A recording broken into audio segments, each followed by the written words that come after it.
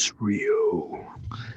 This time we're down 1, but as we know, the Arisen are eternal, and our resident scribe will rebound, no doubt, next time, or we might get a guest appearance very late into the game. Matthew's been delayed by unfortunate events, but we shall soldier on as we must. The show must go on, as we know. So, okay.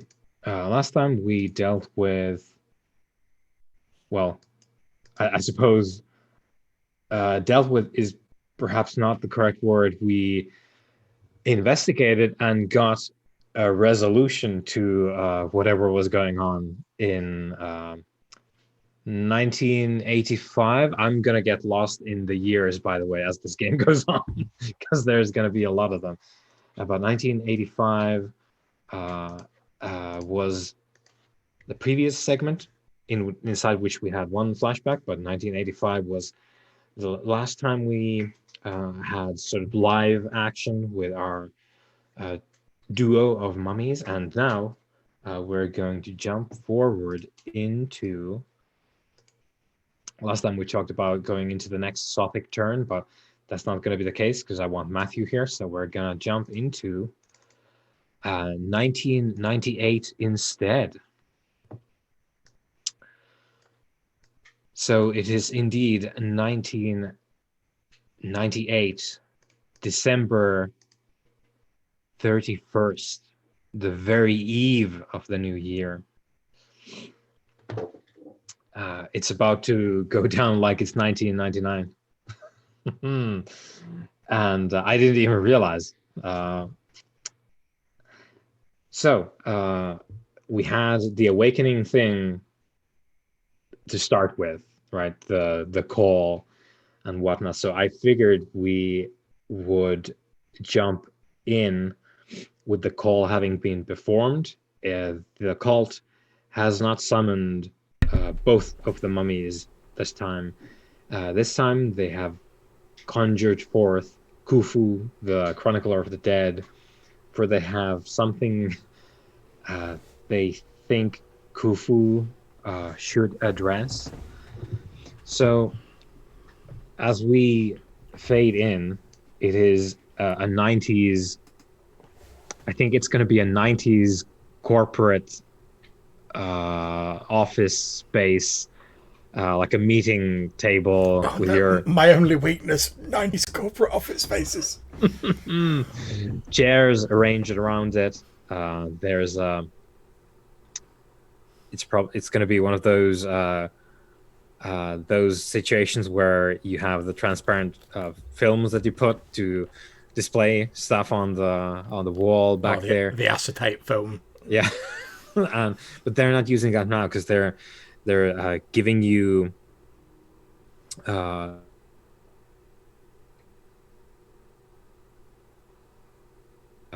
one of apparently your priests called Eduardo Jimenez. I'll put my internet's apparently hiccuping, but hopefully it will remain stable enough for us to do this. Yeah, so good. I'll put it in chat. Eduardo Jimenez, who seems to be currently one of the leadership of both your cult and your the business that the cult operates, your House of Repose and Restoration Corporation. So Eduardo summoned you again with the Firewalker's trumpet, which is your own tomb's relic, the central relic. So how long has it been since I've been called? Am I still sort of like withered husk? Yeah, I think we're gonna jump into you having 8 seconds. You've got your memories at 3, and you've reconstructed your self-image, and they've brought you clothes if you want them. And Eduardo gave you the brief. There is urgency that he has explained to you thus far, but it's not a case of they're breaking down the door and they're coming in. It's more of a they've come across something and they want you to help them with it because they cannot deal with whatever this is and they don't even actually know. So the meeting room, there's glasses of water, there's refreshments in the form of, well, water and also sandwiches that they brought in. You're given a couple of Polaroid photos. It's a depiction of a person, a man, who's turning. So the picture is kind of indistinct because there's movement. But sorry.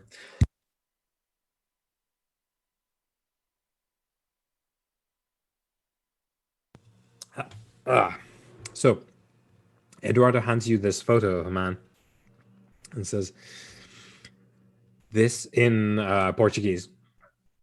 This is a man called Thomas Archer.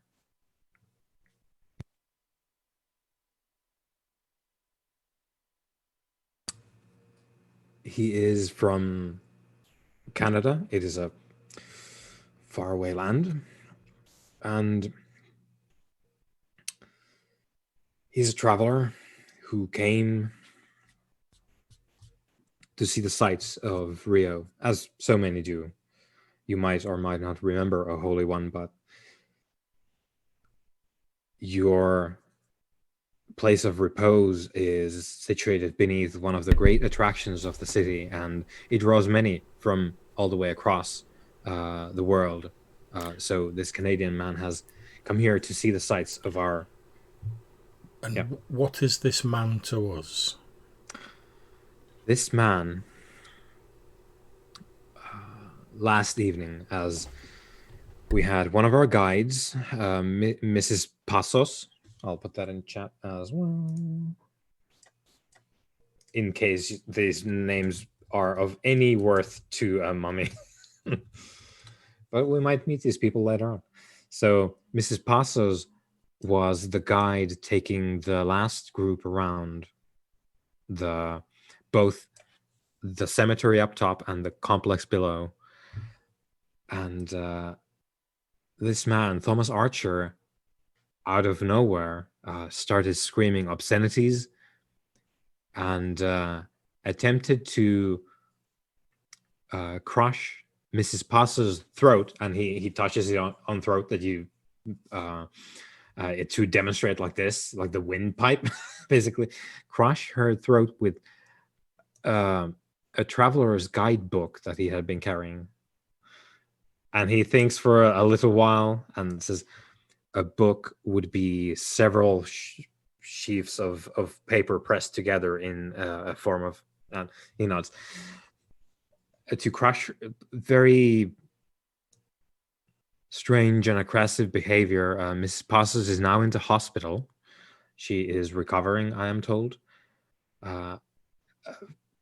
And this man, Thomas Archer, is in the custody of the authorities. The reason, Holy One, why we have summoned you is that I am told by those who were there to witness this outburst, which again, I stress that violence is not the reason why we would consult you, O Holy One. It is the peculiar nature of the situation, which I am informed of by others, that apparently they thought that some of the screaming that this man Archer undertook resembled old Eramite. They could not make out any words, though, but they thought it resembled Eramite, and I deeply apologize if they are mistaken, and now I have summoned you from the Hennet, the repose, unnecessarily, but we thought this would line up with certain other things that have been happening of late. Across the city, there has been unrest, and again, it is not for me to say, for I am I am not one of the gifted. I have not seen this with my own eyes, but I trust those uh, below me. You have There, done the right thing to summon me. This man, you say, is currently in possession of the authorities. yes, but Holy One, were he just a lunatic screaming Iramite, I might have left him be, or I don't know, try and deal with him. But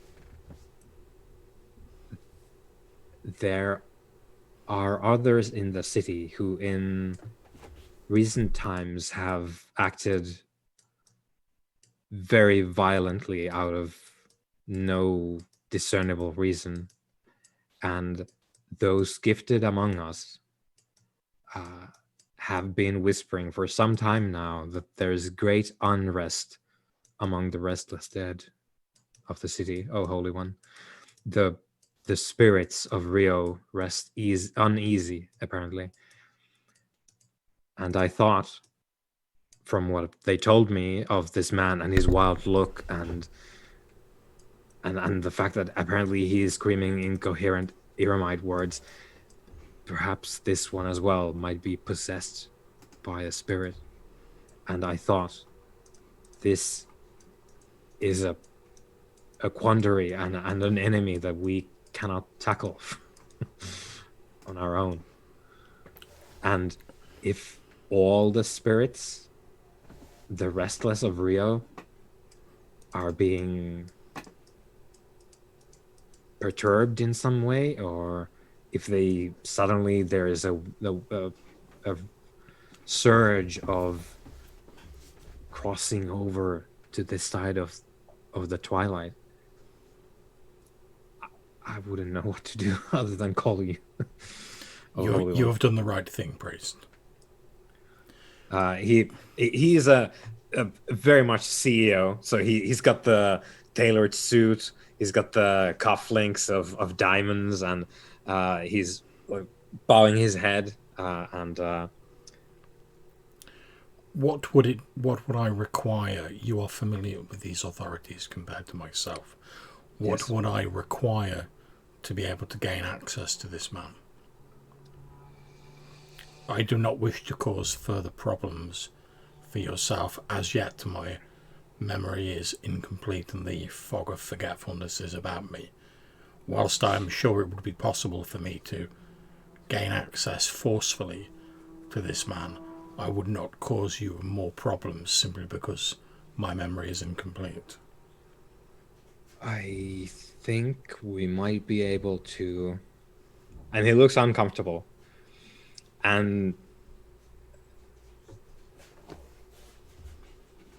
you get the sense that maybe this is a man who is not very used to going around doing the shady things. I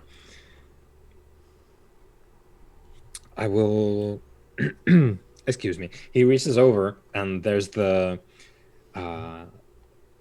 an old style telephone. He pushes the 0, and this is like, please send in, and he reels off some names, and all Portuguese, and in come a trio of people, and you hear him say in Portuguese to these people that, so what is going to be said in this room cannot leave, obviously, but you are all capable managers in your own sectors, and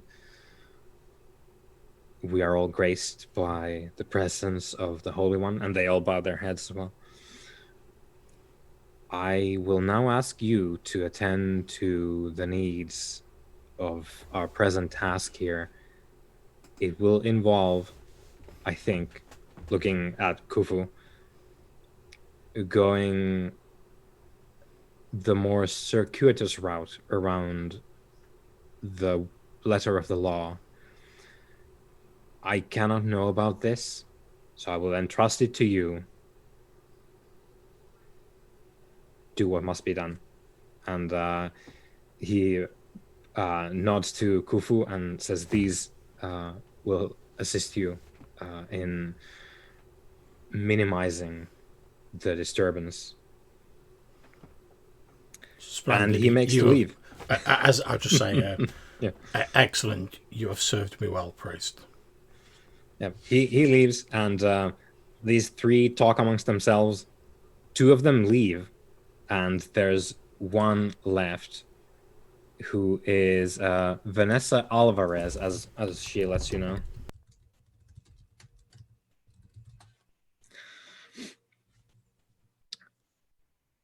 Yes, hello. Hold on. It is actually my. That is, I've never seen you before, so. And she looks quite reticent, and then steels herself. But I am indeed the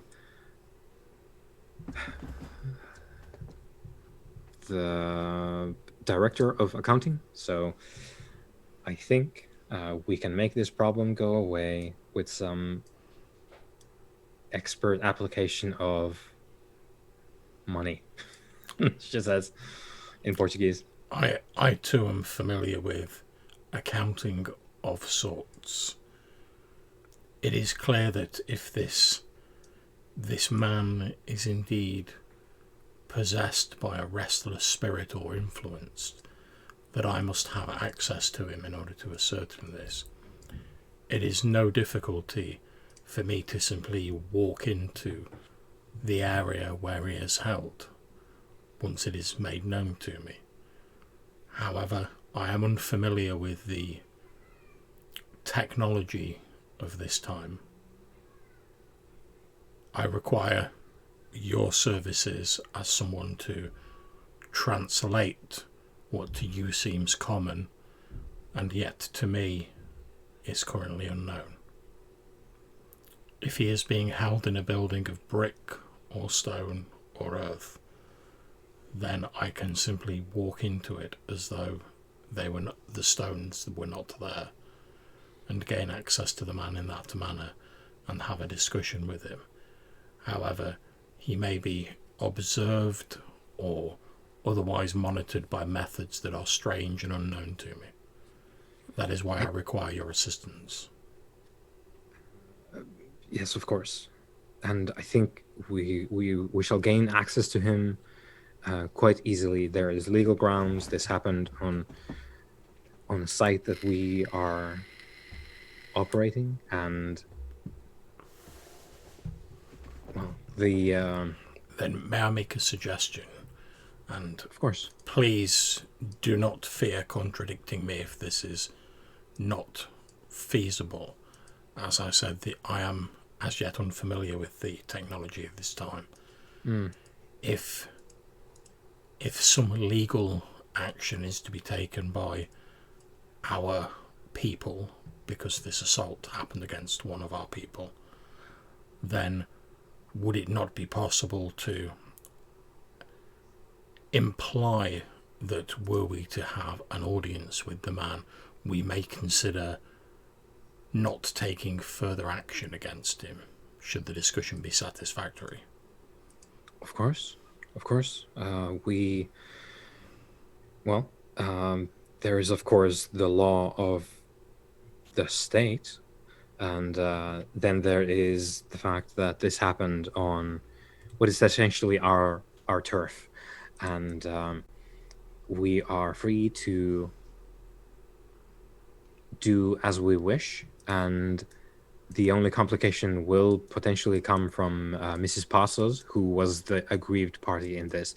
So in this time, and you can see this is a weird concept for her. Could we not claim that we are picking up the price for her treatment and such, and are representing her in a legal fashion? Not as such. She has an agency of her own in legal matters beyond being involved with us. I understand. Is how I would say that, and that might complicate it. However, and I do repeat, the truth that is, I think, universal across different places and maybe times, such as you might recall, oh Holy One. Money makes the world go around. I smile a little bit and say, although the terminology is strange, I am familiar with the spirit of that phrase. It has ever been so. Yep. And you remember a whole slew of those like you who very much agree with this statement. And to be fair, I'm thinking that as someone who recorded the deeds of the dead, back in the day, there was an obvious difference between how you got buried if you were a rich-ass pharaoh and how you got buried if you were just like a nobody. So the concept of like wealth makes a big difference doesn't seem that strange to me. Yep. So you can depart with Vanessa, and she's going to have the company driver take you.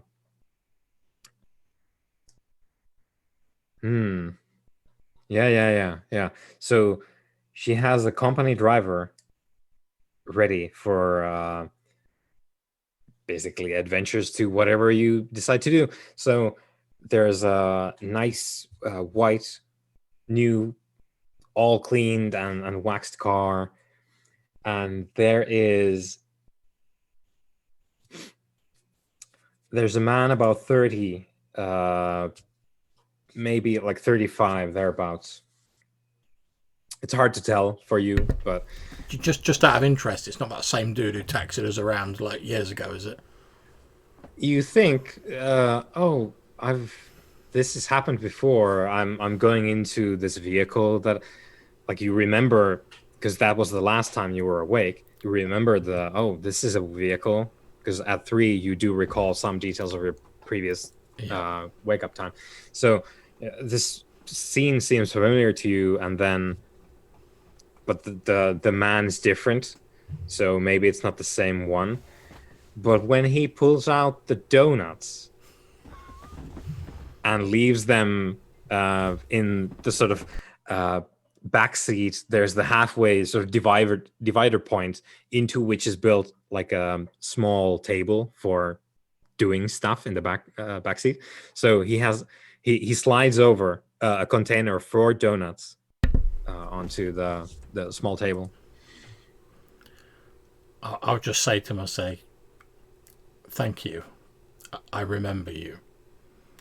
If you need to stop to get any gas or refreshments for yourself, as before, please do so. It is good to see you again.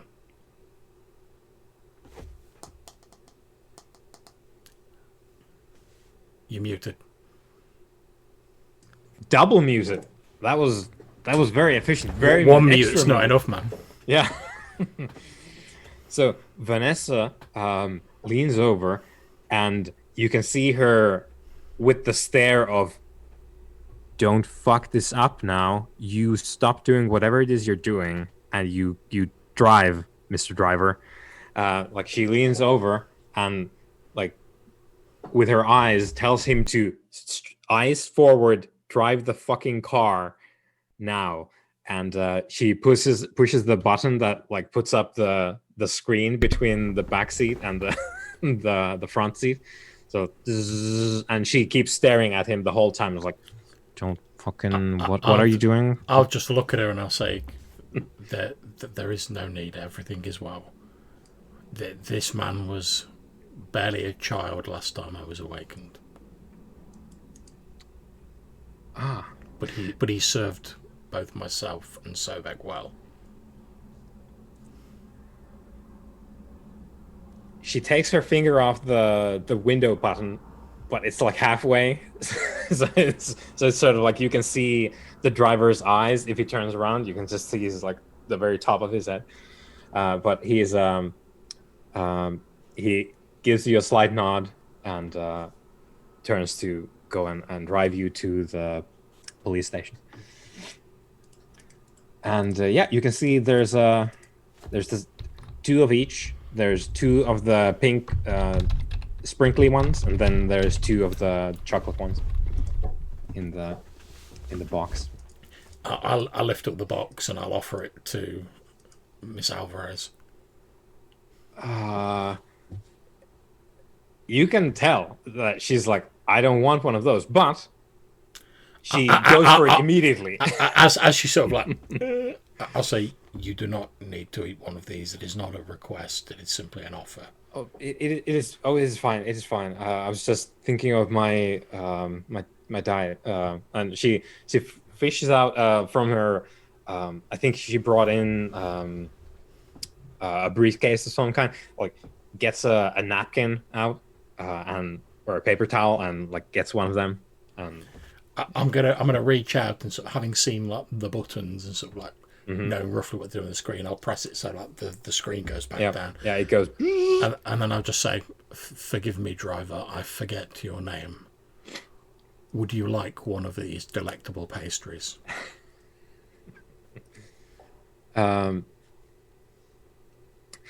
So he says in Portuguese, apologies, Holy One. I was very afraid and young the last time. You do not need to apologize to me for being young or afraid. Of course, I'm sorry, Holy One. I am Gustavo de Souza. I'll put the name in chat.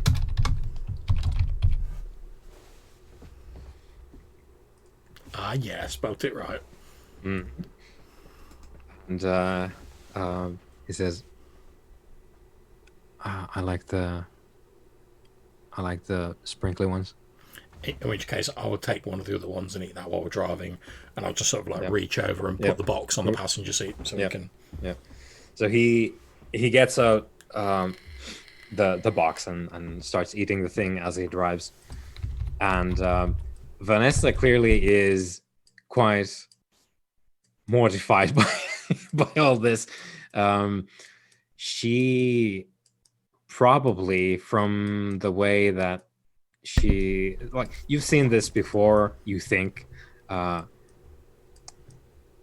your cult has its own sort of internal, almost like mythology, and the like process for whatever this is, like handling you and Sobek, and the proper like etiquette, which you only get the chance to actually affect when you're alive, and it does change every time you come up. And she represents the sort of the archetypal, like, she thinks you're a holy terror of some kind, but you're on her side, so it doesn't like petrify her, but she handles you like you were either fragile, which you think that's probably not it, but like volatile materials.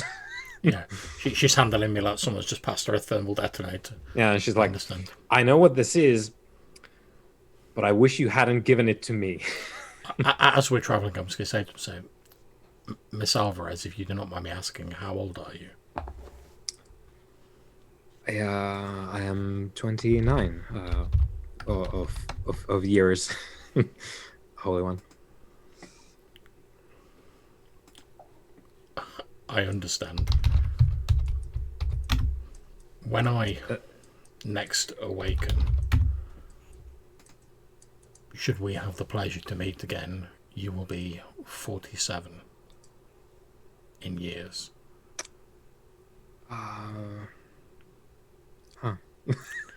She doesn't quite know how to. She just nods.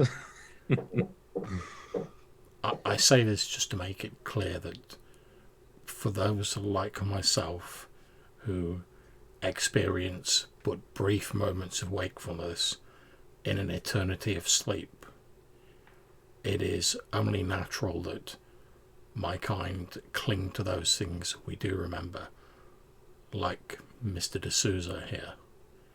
It brings us great comfort, since your kind seem to pass so rapidly to our view.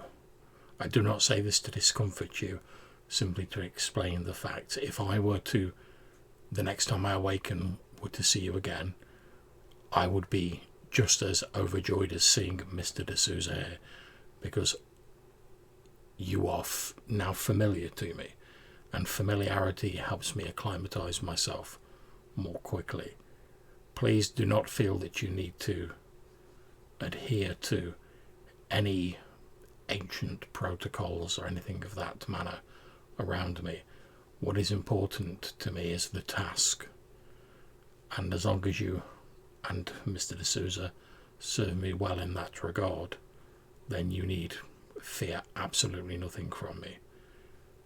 And I stress the ages just to make it clear that mortal laws, foibles, and customs change seemingly so rapidly to my eyes that I may awaken at one point and everything be entirely different. However, excellent service and honesty is eternal, and that is what I prize above all things. Therefore, as long as you are honest with me and you help me accomplish my task, please do not feel the need to adhere to your protocols or be wary around me. You and Mr. D'Souza are of my people. Although we are mighty, we are servants of the judges.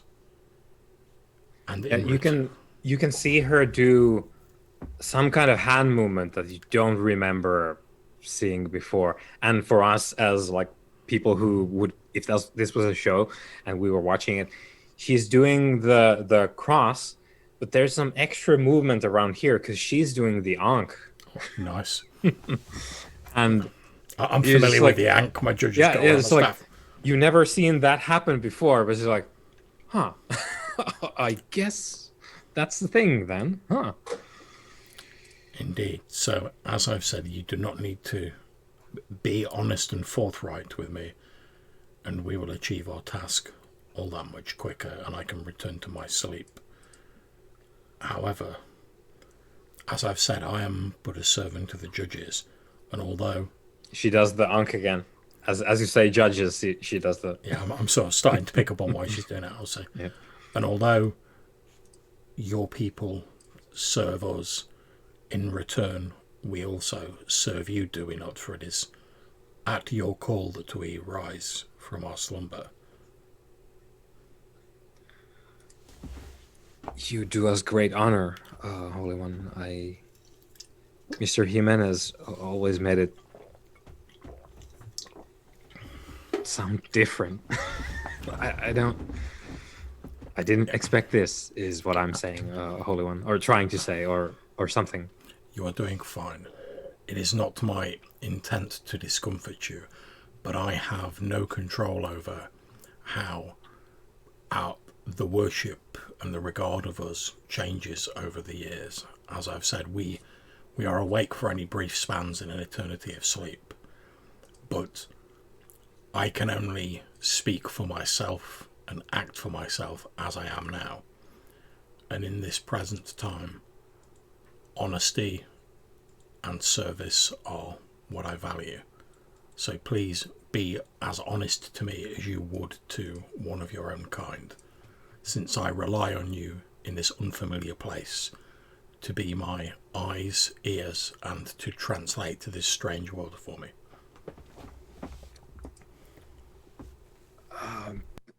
Me and Mr. D'Souza will do our best, no doubt. Isn't that right, Gustavo? And he raises a thumb because he's got a mouthful of donut.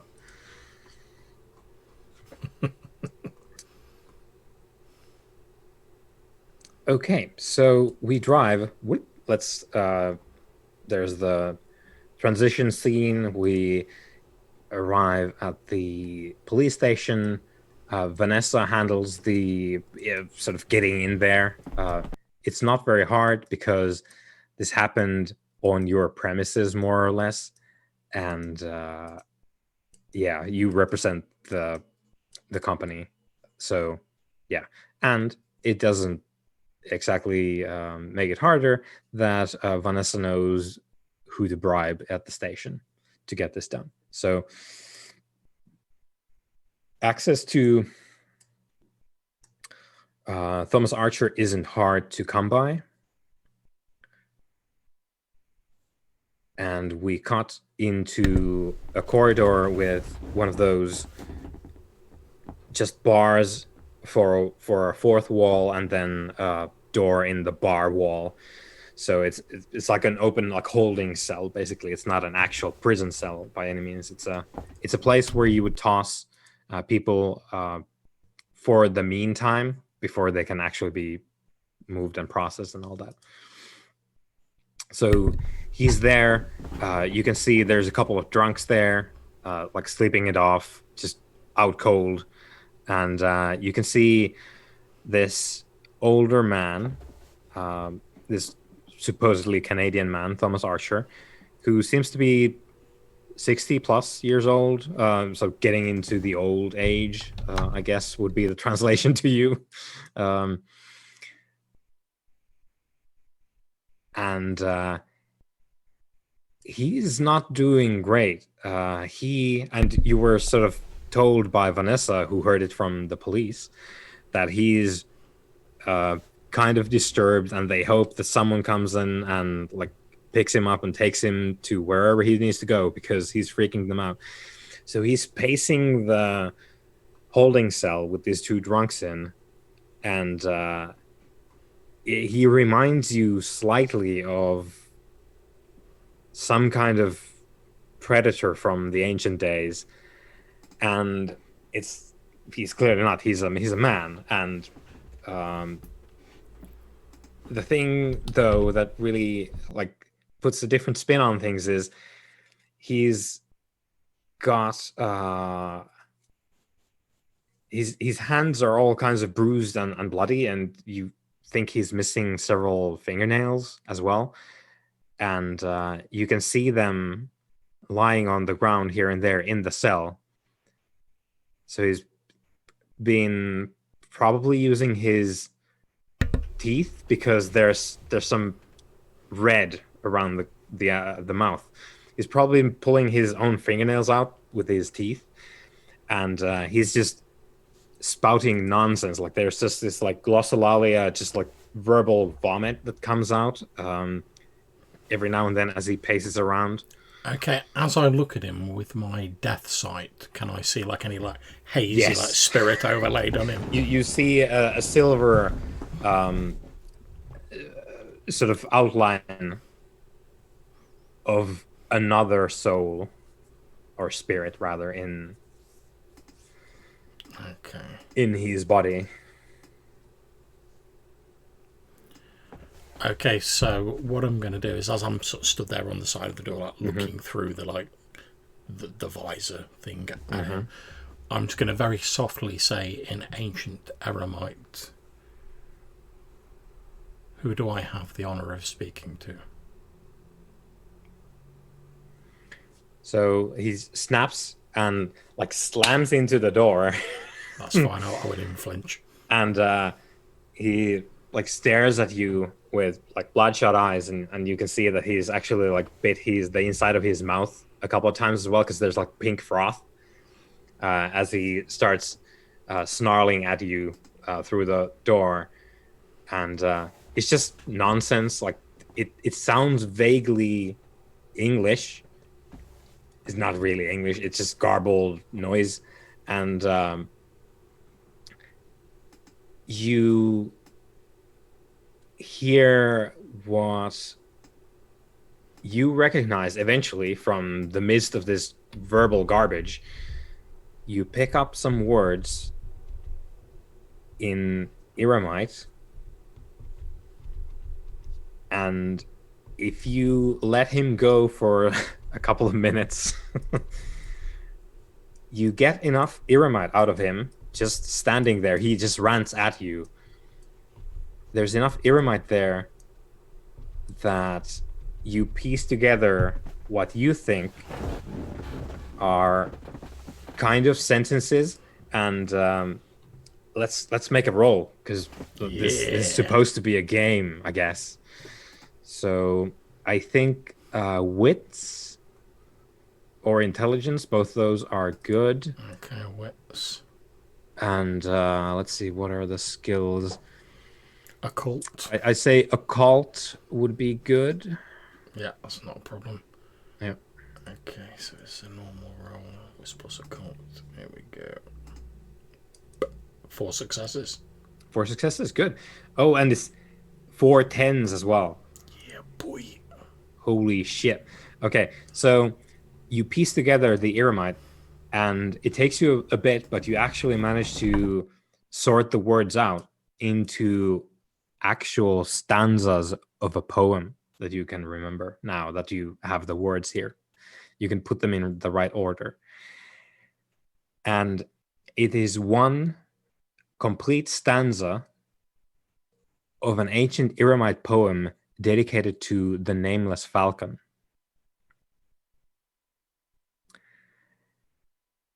And every time Thomas Archer manages to like vomit up one of these Eremite words, he bangs his head on the door, and he's looking pretty goddamn rough by the time you've actually like, oh no, I know where this is going. I need the rest of the words. And when you get them and you puzzle them out into this stanza of a poem, he's looking pretty ready for the hospital. do I know anything about this nameless falcon? So the Nameless Falcon, as you realize it from the context of the poem, the Nameless Falcon is one of your ancient gods. And it is an ancient Eremite god, which you venerated. They are of lesser importance in your understanding of things than the judges. The judges, number one, you serve them. But there are gods as well, and you paid homage to them. And this is one of them. And it's it's a poem dedicated to the falcon. I don't have the text here for it, but That's fine. you puzzled it out, and you know the context of the falcon. It's a legit Eremite god. What's it a god of? That's a thing as well with the sort of ancient mythologies.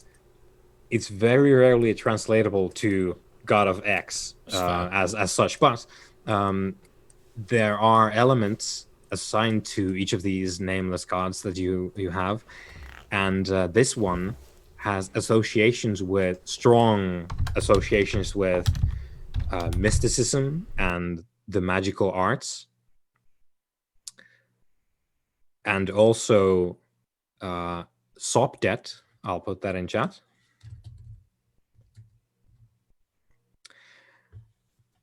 Which the Greeks call Sothis, and which is the star that regulates your regular pattern of rising without purpose.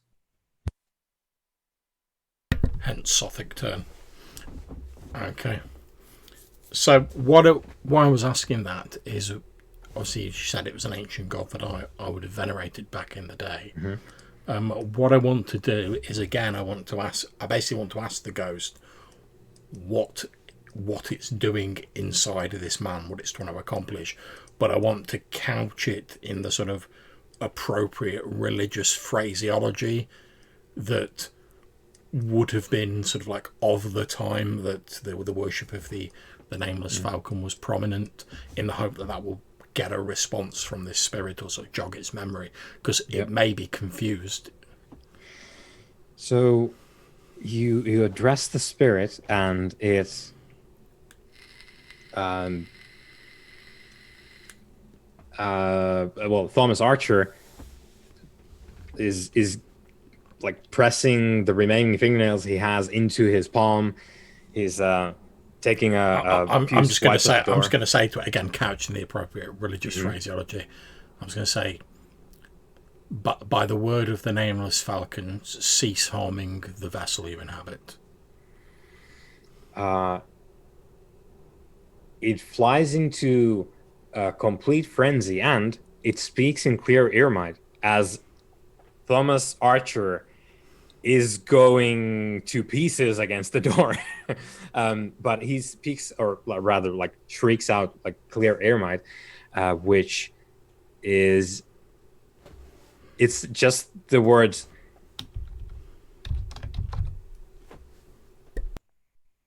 It is wrong. She is wrong. Over and over. And as you watch, Thomas Archer, being a like 60-year-old person, obviously being puppeteered by this spirit inside him, he moves in a manner that is not becoming of an older gentleman, and as such, he it doesn't really like literally start to disintegrate, but the ghost is driving the body of Thomas Archer against the wall. Okay, and the door. I'm going to try and stop this. If it's still near enough to me, because it's like right up in. Yeah, it's right there. It's trying to maul you. I'm going to turn to Vanessa Alvarez and say, do you have an object on you that you do not care for? Quickly. She fishes out. What would she have? She has a small flashlight, like a small one. That's just fine, a small one. That'll do. I'm going to take the flashlight in one hand. Then, as he's throwing himself against the thing, I'm basically just going to reach forward, like put my hand through the thing onto his forehead. Yeah. And my ability that allows me to bind a ghost to an anchor. Normally, I can't summon a specific ghost. However, if I'm touching an anchor of that spirit, I can like bind that spirit. So, I'm guessing the body's going to be its anchor because it's like possessing him. So, I'm basically going to try and like transfer that to the flashlight. Yeah, to the flashlight. In the hope that it'll pull the spirit out of the man. Then I can shout to the police and be like, "Get this man some medical attention now." Yeah.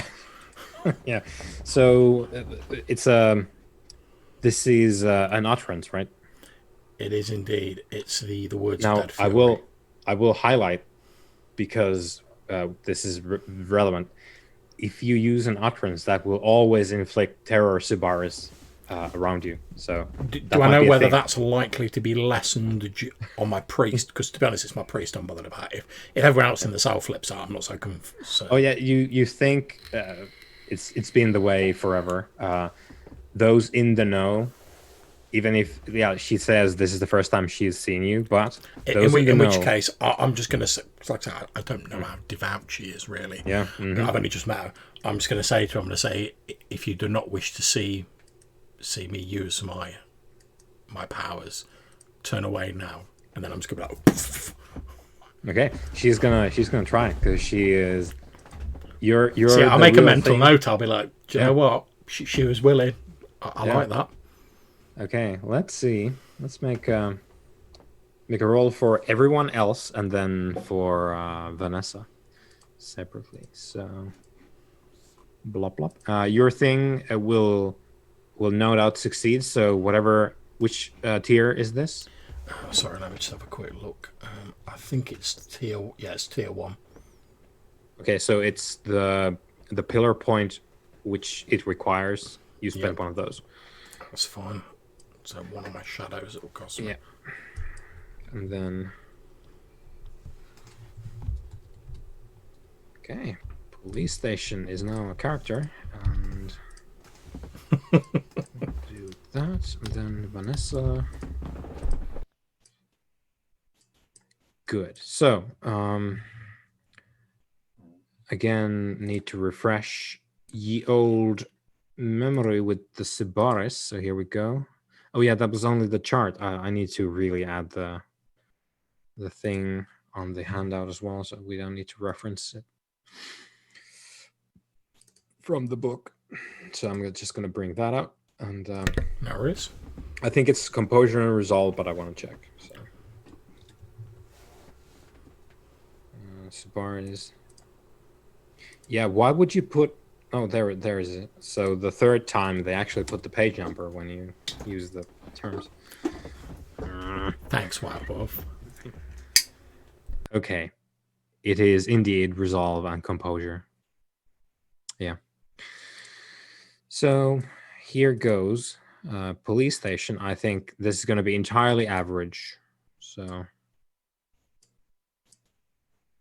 just like that. Blop, blop. Sheet roll, normal. Okay, here it goes. Police station, 1 success. That's not going to be great for them. And Vanessa. At least it's going to make walking out the police station easier. Yeah. Vanessa has a lot of composure, not necessarily a lot of resolve, though. Let's see. About this one, composure, resolve, normal, sheet roll. Well, Vanessa's doing better. And, in fact, she will use... how does willpower work again? Jesus. I think it's an extra die. Is it? I'll need to check that as well. It's been a while. World of Darkness.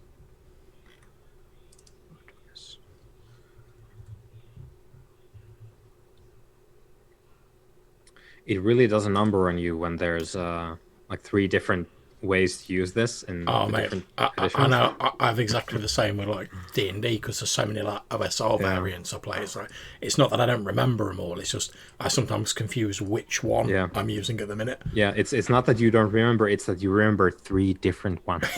Yeah, I have it as well with like Vampire 5th edition where I'm like, I can remember like 3 or 4 different ways this works. Which one is the one for this game? Yeah. Okay. Maybe this is the correct page. Okay, so you can spend willpower apparently to get +3, so extra dice. +3. So, yeah. So we'll do that. Of course, X is the new World of Darkness, isn't it? Yeah.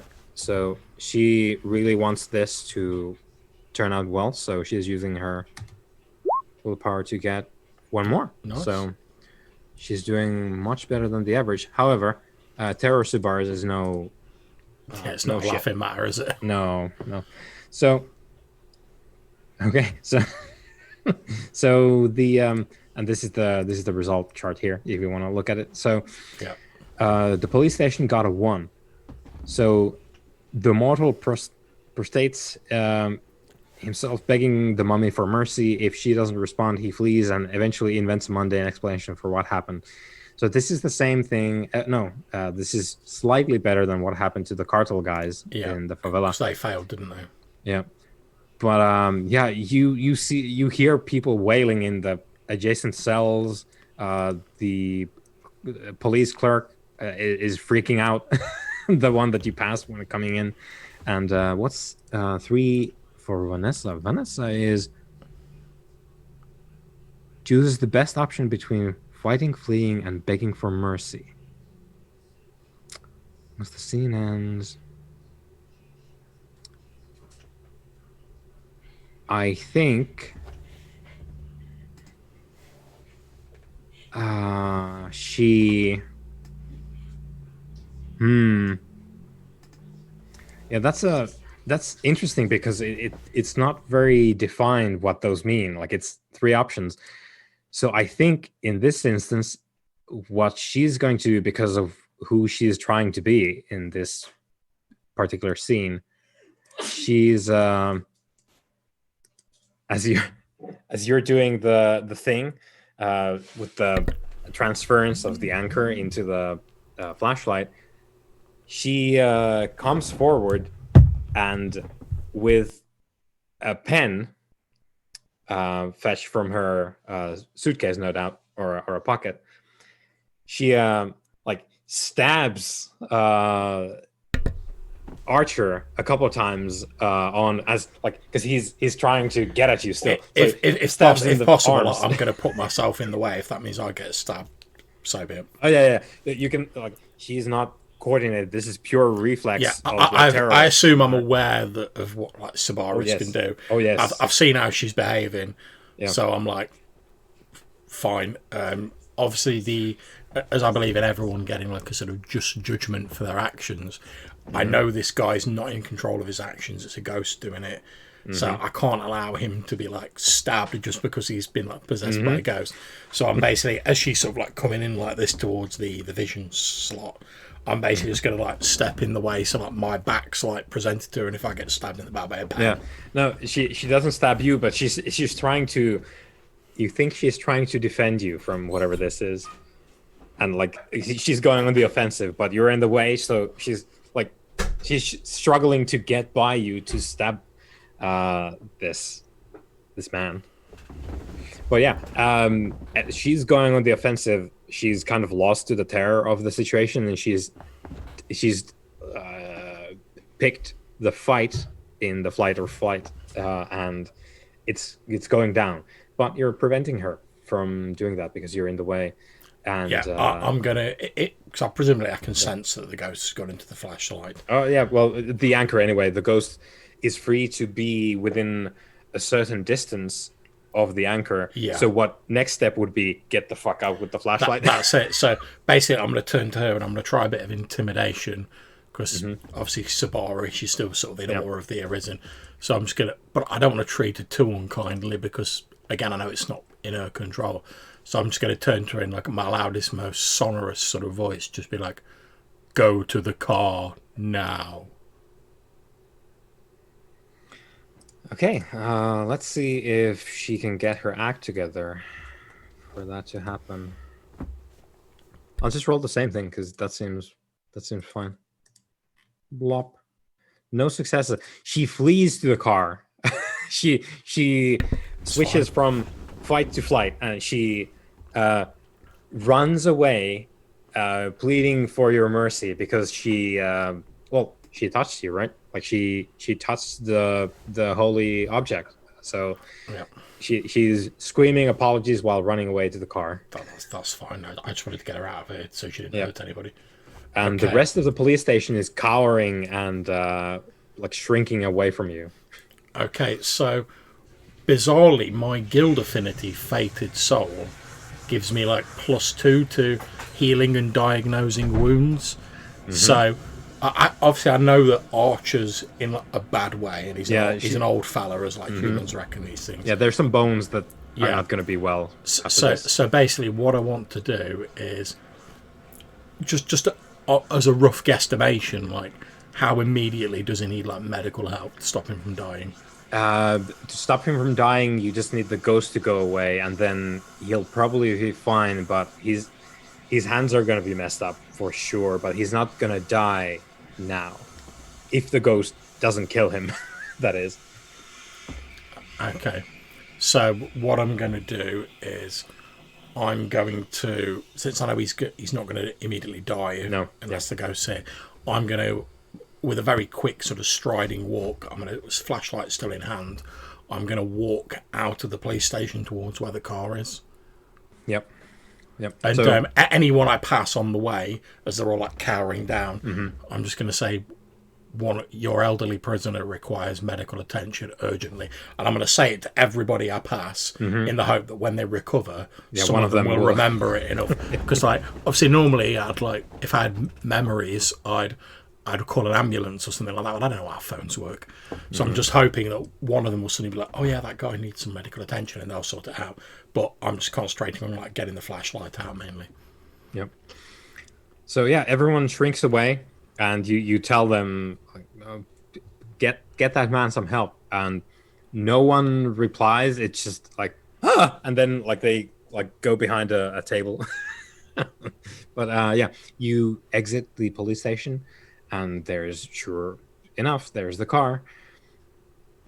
You can see Vanessa is in the back seat, and she's trying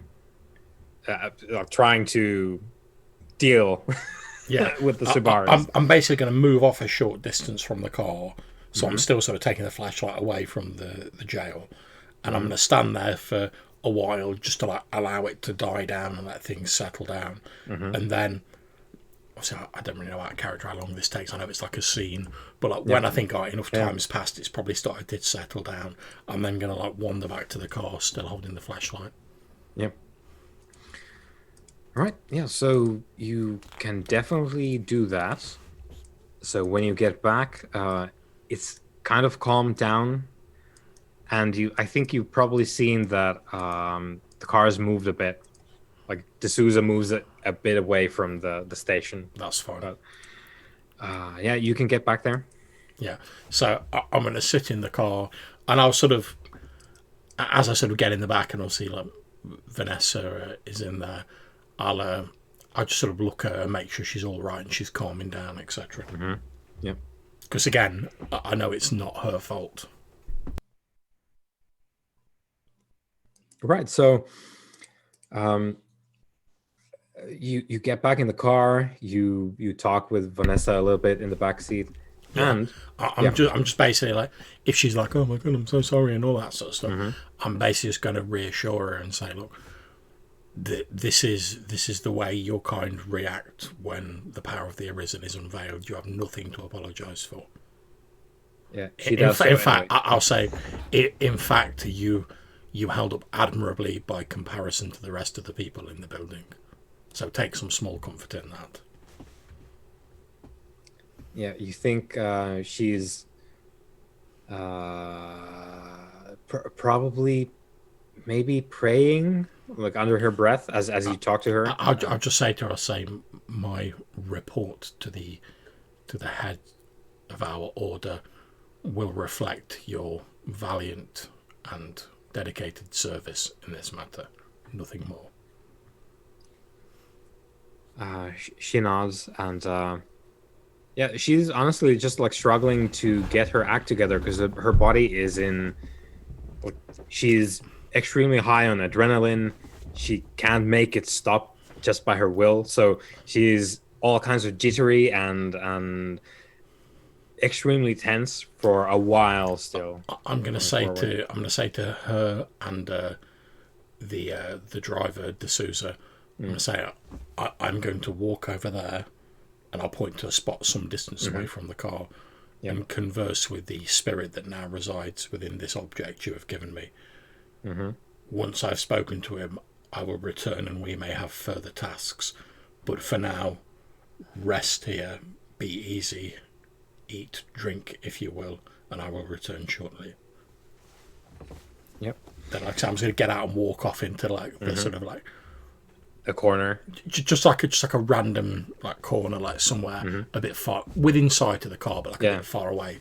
So if I do have to like kick off any of my abilities, hopefully it won't like cause them to flip out. Get the car. Yeah.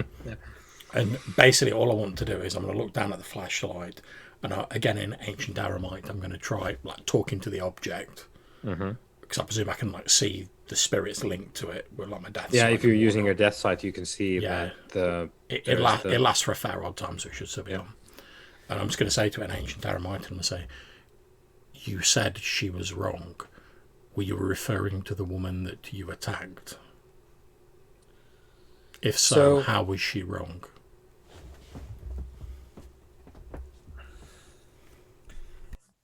It's mostly just a chorus of enraged yelling of nonsense. The spirit is in a frenzy, as frenzied as you've seen a spirit be, and it gets real agitated now after a bit. Sorry, no, go ahead. No, you try and like get it to talk with like, okay, so you've attacked this woman. How is she wrong? What are you doing? Like, what is this? And it's sort of all the answers are just like incoherent, like screams of rage, and it gets really agitated out of the like blue after you talk to it for a while, to the point where you think it's going to manifest and start like tearing shit up on this side. But because you don't see with your death sight, you don't see anything in the twilight that would, like, there's no other ghost agitating this one. But in here on the street, you notice you're standing next to a cafe with its doors and windows open, because it's it's December, right? It's the Brazilian summer, so Yeah. it's going to be open. There's tables out in the out in there on the having their drinks and snacks. And there's a radio, a 90s ass radio, an old model that's playing a song currently. And you find yourself distracted by it and trying to puzzle out what is the spirit doing here. It's a Portuguese pop song. You can follow because you know Portuguese, right? Yep. But there's a point in the song which is the entirety of the stanza you just heard the ghost scream to you in the jail cell in ancient Iramite. The pronunciation is off. Wow. It's not a great rendition of the stanza, and it's like some of the words are a little bit mangled. Okay, but- so as this happens, like having a quick look around at the patrons of the cafe, does it look like they recognise this and like, oh, that's just a normal part of the song, or are they like, is that going on with that? Yeah. As you turn to look, like, huh? What is this? You see the one of them. There's a young man who's having his burger or whatever. He's eating it, and it's like, hey, yelling to whoever is behind the counter of this cafe, dealing the sandwiches and whatnot. And let me. Oh, here we go. So this young man like puts his burger down and says, "Hey, it's Pássaro Azul," which you know to be Portuguese for blue bird. And like, put the volume up. And the shopkeep kind of rolls her eyes, like reaches over to the boombox, turns up the volume, and soon enough, everyone's listening to Bluebird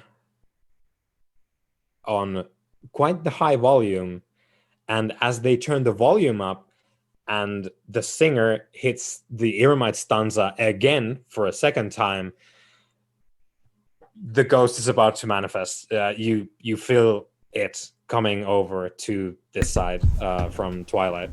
It's in a blind rage. Do you think probably not gonna listen to you or anyone? It's probably gonna kill. If it's gonna manifest in the vicinity of its new anchor, in the street. Basically what I'm going to do is I'm going to quickly look around and see if I can see like an abandoned building or basically anywhere I think I might be able to get to where like it will do minimal damage to actual people. If I need to use steps unseen to like shadow port myself, then I will do. I think, give me like a dexterity athletics thing for like scooting away to. I think a parking garage is going to be the destination here. That's athletics. Oh, I've actually got some athletics. That's a surprise.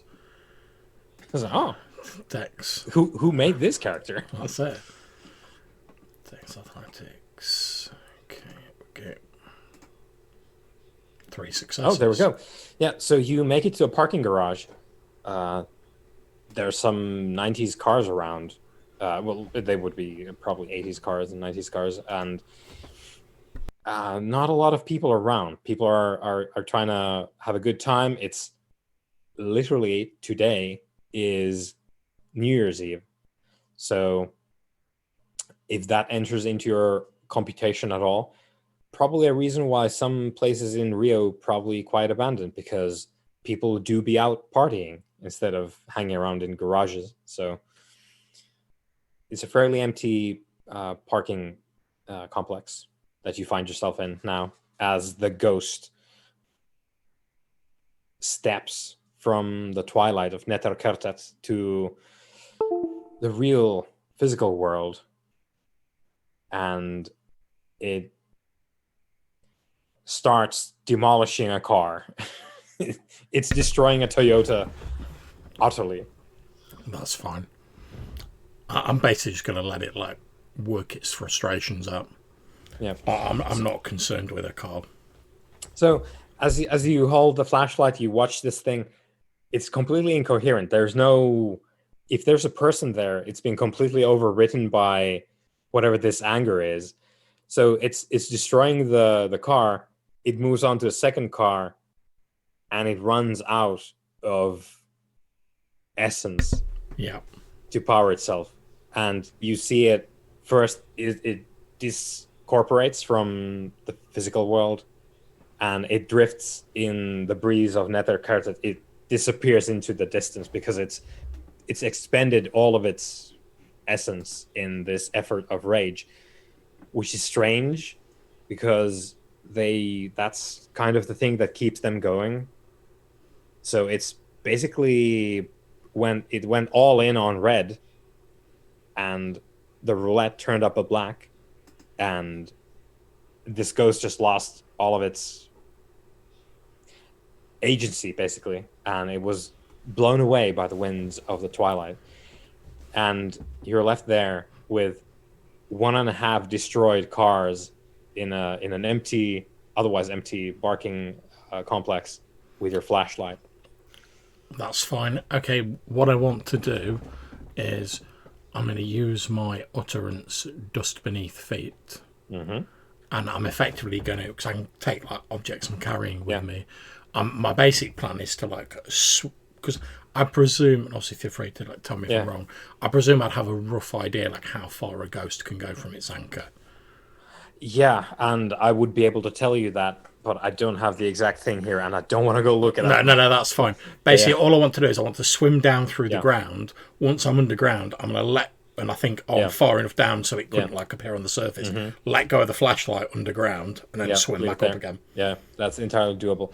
I think because it's because I do plan to come back and get this later. But I'm like, I just need to get it out the way so it's not thrashing people. Yeah. So you leave it under the garage in the earth, and you're back up in the barking garage. Yeah. Now, obviously, I know there's two things that seem to have roused it. There's the woman it attacked, and there's this blue bird that was playing, the stanza it was playing on the radio.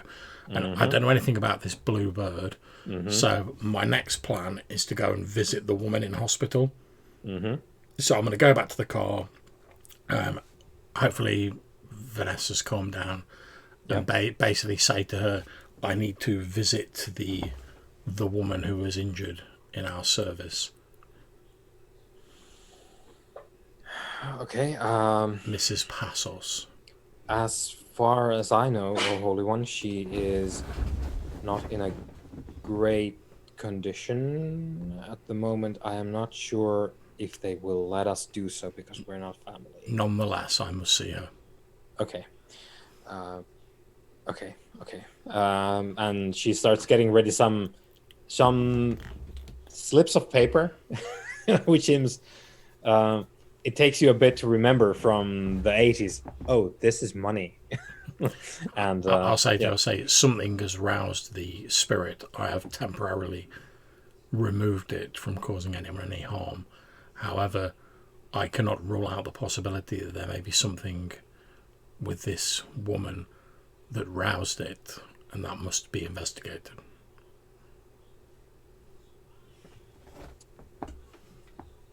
Oh, how so? As D'Souza starts the car up and starts driving slowly. It's slow going because there's a lot of people partying outside now because it's the New Year's Eve. So your progress is quite slow. So I'll say to her, well, if she has likewise been affected by some sort of spirit, I will be able to sense it.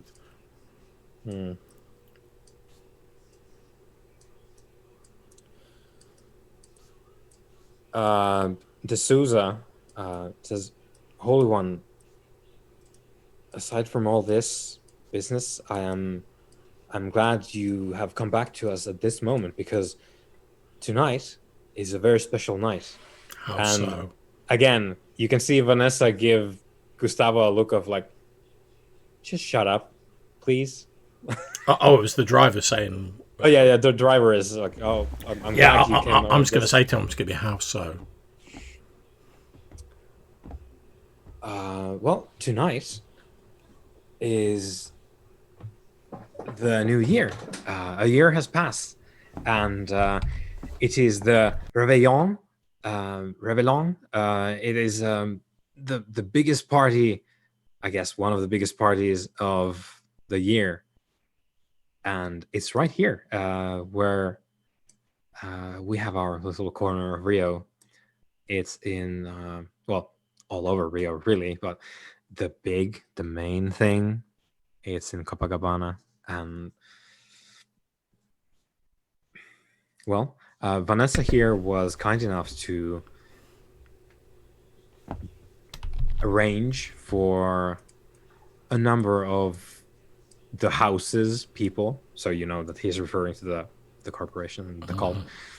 A number of the house's people to have sort of.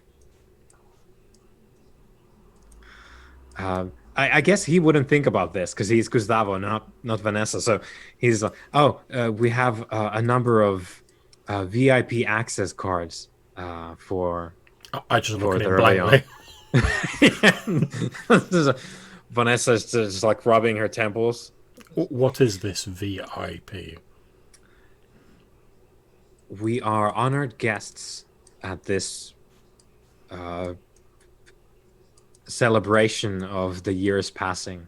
The calendar turns, and we count a new year, and it is beloved of Rio, this particular celebration. It is a good thing to chronicle one's deeds and mark the passage of time. Gustavo is like, yeah. So I think me and Vanessa, when hopefully Mrs. Passos is going to be, she's so sweet. She makes great donuts as well. But hopefully she's okay, and then me and Vanessa will be moving on to Copacabana. And he's just making small talk, like he's just talking as he goes, because it takes a while. And he goes, let's just get into the spirit of things, right? It's not like we need to be all like, it's terrible, and it seems like the police station, that was terrible as well. But let's get into the spirit of things. He turns on the car radio, and the announcer, the host is there, talking about of course the New Year's, and she's like, and now a little bit of a taster for what's going to go down at the beach later today. You know it, everyone loves her, she's here, the star of Brazil. I can't believe it. I've got front row seating, and here we go. It is the one, the only, Jacqueline Cardoso, Passaro Azul. And then you hear the familiar tune come on the radio, and sure enough, it's the same song by, apparently, Jacqueline Cardoso, who is a singer of apparently great fame. So, this Bluebird. Yeah, Bluebird is the name of the song that she sings. It's apparently the hit song.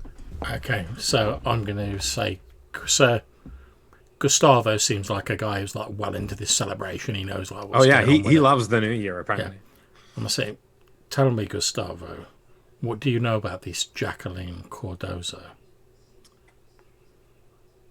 Gustavo actually looks to Vanessa as if asking for permission. Like, can I like talk about this stuff, or are you gonna like get me fired? I sort of seeing that wordless exchange between them. I'm going to say, I would know how she is able to include stanzas in ancient Aramite in her songs. Gustavo lets out a small laugh, and he's confused like this. I was like, oh, what are you talking about? Ancient Aramite is the tongue that was spoken in the land where I was born. Vanessa sort of like clenches her teeth and is like, Gustavo, you drive now. And she turns to you and says, Holy One, I don't follow. Can you please explain? Of course. Whilst I was dealing with the restless spirit in an eatery I heard a technological device playing this song, this Bluebird, in the middle of it. And I'll sort of do like a spoken recitation of the stanza as I Yeah. remember it. Do you do it correctly, or do you do it the way, like the mangled version? I'll do like the mangled version she did, although I have like a bit of a look of distaste on my face. Yeah, it's like, that's weird. Although the pronunciation is crude and there are errors in some places, the stanza I've just spoken to you from the song Bluebird is in a mangled pidgin version of the language that was spoken in the land where I was born.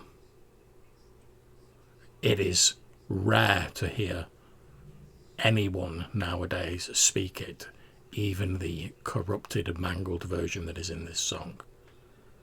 And it is this, I believe, possibly, that may have roused the ancient spirit that we pulled from the unfortunate Mr. Archer earlier.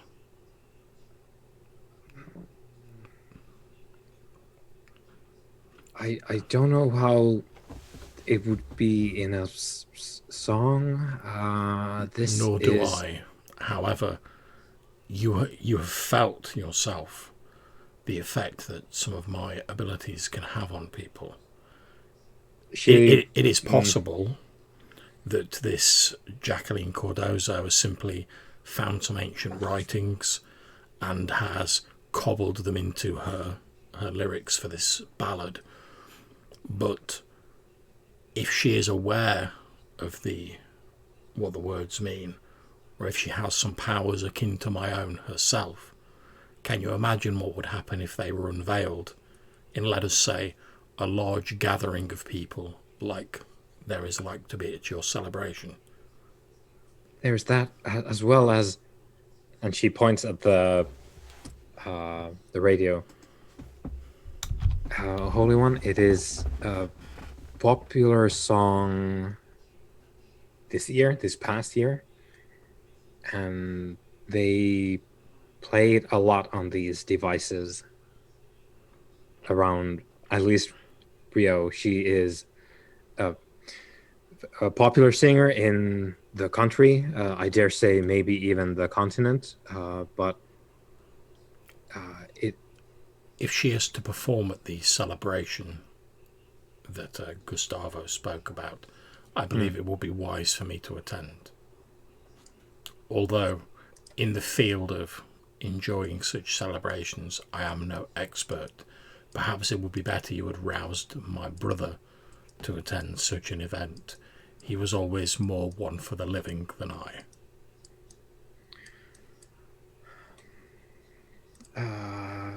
Right. Well, let us. Shall we? I think I can get. Well, everyone's welcome to the Revelon. It is not. That is not a problem. I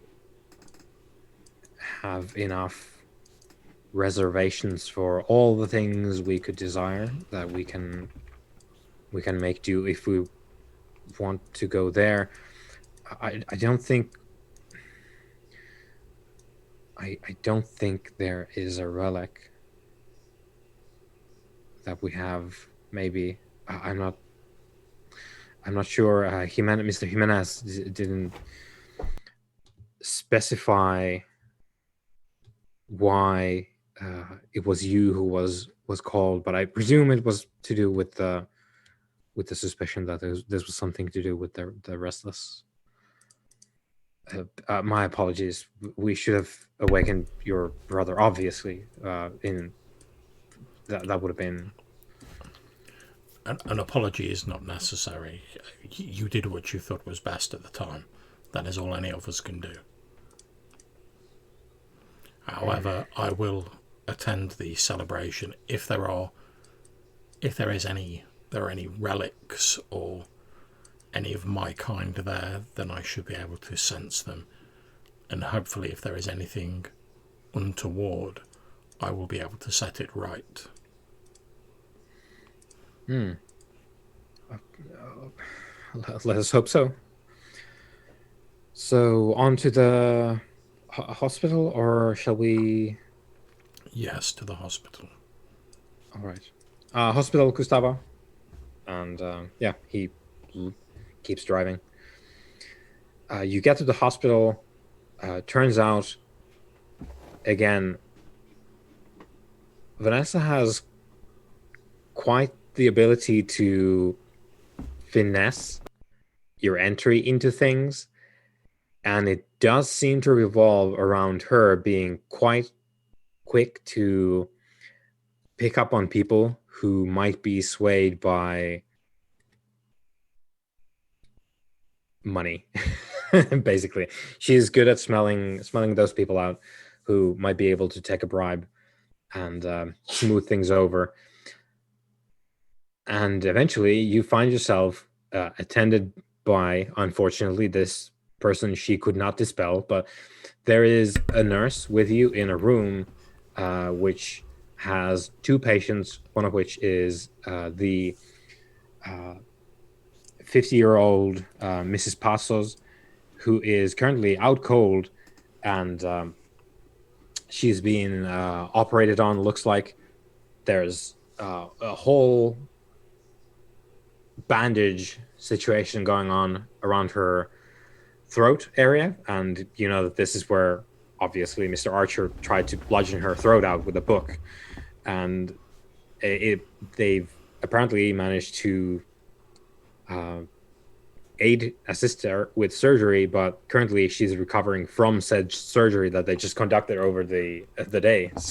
This is the point where I'll be thinking, ironically, it would be easier for me to question her had they not been successful with the surgery. It's like, I'll just turn off this beeping machine here and soon we will dock. But it's not my job to interfere with fate. Mm-hmm. So again, I'm going to give her a quick look over with the death site. Mm-hmm. Just make sure there's no spirits or anything. You find no possessor in her body.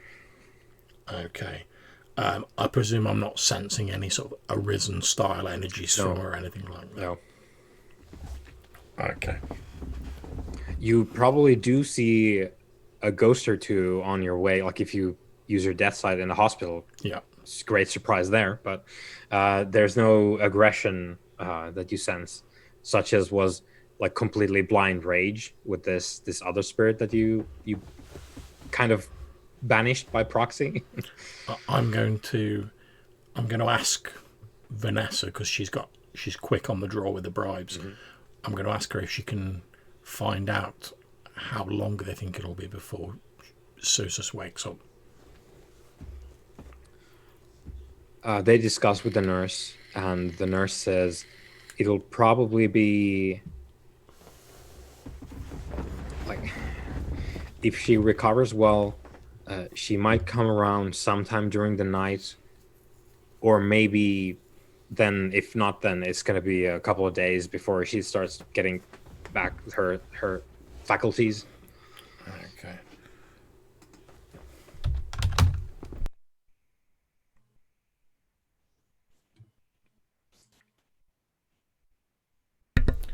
So I'll turn to Vanessa and I'll say, I believe we've done all we can here and that we should leave. And as we're sort of walking out, I'll say, I don't suppose you have any knowledge of what Mrs. Sossos was doing when Mr. Archer attacked her. As far as I know, Mrs. Passos was just taking around the last tour, giving the tour in the cemetery yard and the complex. It's very, I would say, mundane. It is literally what we do. It is part of the business. I understand. Please convey me with all swiftness to the place where she was attacked.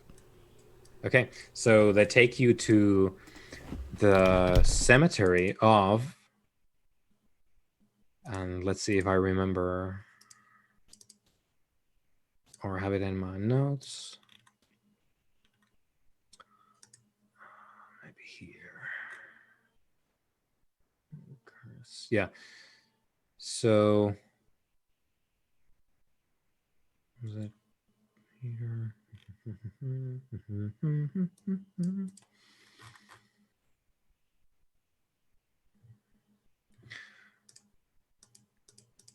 Yeah, you are taken to close to your tomb. It is the burial grounds below which your tomb resides, and this place is called the Cemetery of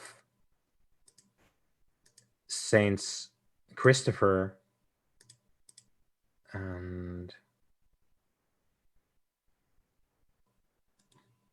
Saint Peter.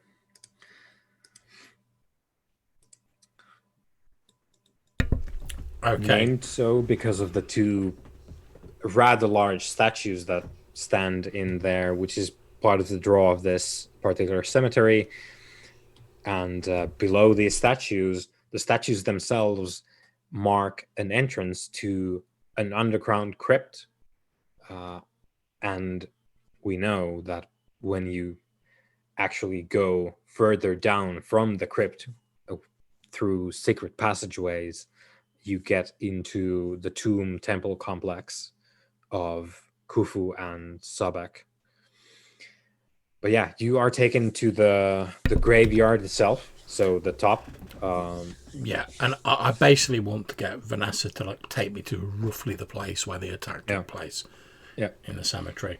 And my plan is pretty much, if there are any ghosts knocking about, which I'm hoping there will be because it's a cemetery, my plan is to try and question them to see if they can tell me what, like, because everything seems to be connected to this tune. So I'm basically trying to find out, was she like whistling this tune or like humming it or whatever, and the ghost was like, no, and attacked her. So, like I say, I want to question spirits to see if they can fill in any more information about what exactly happened during the attack. Okay. I think because it's fairly maintained by you, this yard. Yeah. There's not a lot of errant ghosts because that is a bit of an issue overall, and it's something you take care of anyway. Like it's sort of your remit is ghosts, so you manage that situation. You've done a fairly good job of it in your last awakenings, so there's not a lot of random ghosts around, but there's one ghost that always is about. Oh yes, the one that's in our tomb. Yeah, the one that thinks you need to leave because it's his place. Yeah. So this lovely fellow, I'll put the name in chat.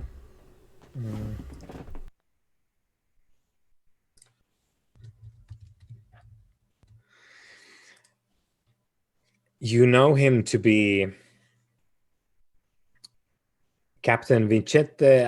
No, that's a Italian pronunciation. What am I doing? Vicente Aguiar. He is or was rather, a Portuguese ship captain back in the day, and Aguiar is less than pleased with sharing this space with you and Sobek because this is his place. Okay, so I'm sort of knowing like roughly where he haunts. I'm going to go and try and talk to Captain Vincenti Aguiar. So Aguiar is there because he's always there. Yep. And you find him in Twilight. He is standing in the crypts, the sort of irregular crypts, and he is looking thoughtfully at a wall. So he's just minding his own business. You see him in a long coat, very elaborate. He was probably a very affluent captain back in his day. I'm probably just going to walk in and be like, He turns around, the naval glorious hat that he has swishing about as he turns, and says in quite archaic Portuguese because he's from back in the day. Yep. Captain Aguiar says, "Oh, look what the cat dragged in." I should tell you that in the lands where I was born, cats are honoured creatures, so if you mean to insult me, you have not done so. Well, I would leave it up to you to think that cats are somehow worthy of honor while possessing none yourself. And he gives a little, I say, let me be frank with you, Captain. I have been awoken to resolve the matter of an attack that occurred here on one of my people. The longer it takes me to unravel this mystery, the longer I will be awake. And I pray to God that you solve it quickly. Oh, intruder. I'll sort of smile a bit when he says that. And I'll say, in which case it is in your best interests to answer the questions that I will pose to you. A woman was attacked in this area, and I described Mrs. Sosos to him, attacked by a man possessed of an unquiet shade such as yourself. I would know what was occurring when she was attacked. And the sooner I have an answer, the sooner I will return to rest, and you will be left in peace. What have you to give me for my help? I say nothing. You bring in these dead men to stand here for a company because clearly it was not enough that God punished me with you and your degenerate brotherkin that still lies in repose there. No, you bring in these dressed in whatever atrocious dress this is, pretending to be a man that is also dead, and now I have to deal with the stink.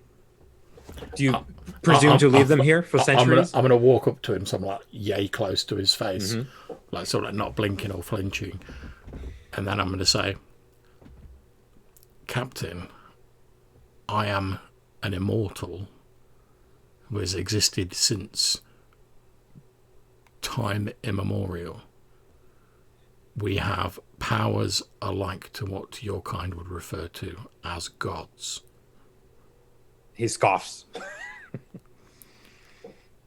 As you have seen a mere fraction of my power in raising these sentinels, which I do as easy as you might have untied one of your knotted ropes aboard one of your vessels. Think for a moment if you can set your distaste of me aside, and you seem a practical man, so I would assume that you can. If you exist as an unquiet shade, it is because you have unfulfilled business or something that holds you here. Otherwise you would have passed on like many other departed. If it is your wish to do so, then I can help you achieve whatever unfinished business you have. If you do not wish to pass on, but you desire other things to make your existence more comfortable, it is also within my power to do that, since, as I'm sure you're aware, your actions in the physical world are limited.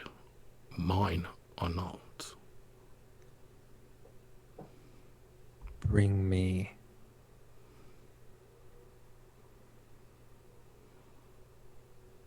And he pauses. You can. He doesn't hesitate a lot. He does for a split second there. Bring me a man such as I. Living, not dead, such as these. I will not have a rotting corpse, but I will have a man such as me. And he takes off his ghostly hat, and you see the well, he's a ship captain, so it's not extremely greatly cared for, but he has wavy long hair put into the back, tied it up with a bow, and he smooths over his ghostly mustache. He says,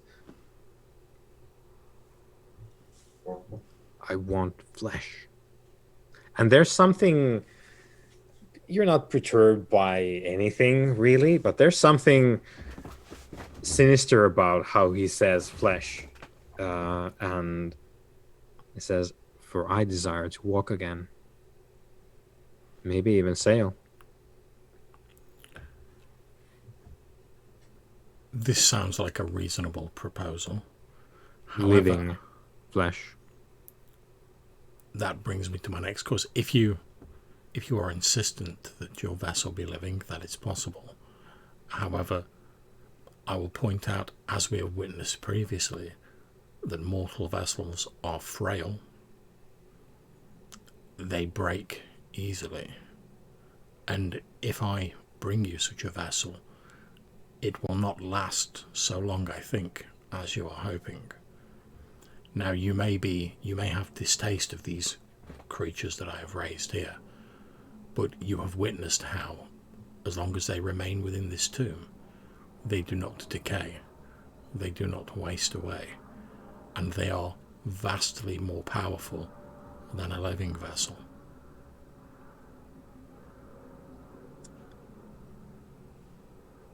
Well, I would have you know, sir, that I care not for your dead men back there. I want the life. Bring me a man such as I, and I will give you a boon right now. Swear it in front of God and the saints. Your gods mean nothing to me. However, if we are to reach a deal, I will swear it on the judges, who I prize above your small gods. But I will swear, answer me one question only before I do so. What do you intend to do with the vessel, and what will happen to it once you have finished? I will see, and I will hear, and I will taste, and I will feel, you insufferable pagan.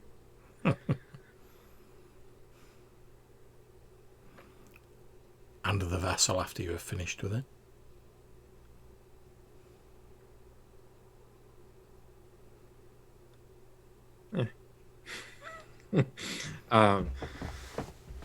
I shall say a prayer, and he does the cross. I will say a prayer to the man and bargain with you for a next one. Very well. I shall return shortly. I swear. In the name of the judges. God forgive me for doing business with... And he wanders off into the crypts, like talking to himself in Portuguese. I'm going to say, you promised your boon now. He turns back, and with a swoosh of his coat, I'm going to hold my hand as well, and I'm going to say, be aware that whilst I will hold to the oath that I have sworn, should you play me false, it is within my power to cast you into an object and hurl it into the deepest ocean, so that you will not only never taste or see the light of day, but your only companions will be the sand and the things that live in the dark depths of the sea.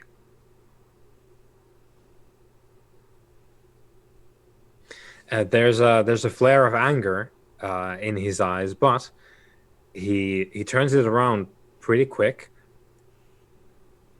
It's probably only because he has a fairly deep well of resentment in him that he can flip it into resentment instead. So he says, well, for a substantial period of my life, that was certainly a fate that would have awaited me anyway. So your threats? I do not make threats, Captain. Ah. Threats are for those who cannot carry out the things they say. You think I cannot carry out my threats? I am unaware of you having made any. He looks surprised, honestly, because his expectation of you is the worst at all times. So he raises his eyebrows and says, well then, since we are playing at gentlemen here, you asked about the woman. Yes. The sad, lonely maid in the employ of your servants.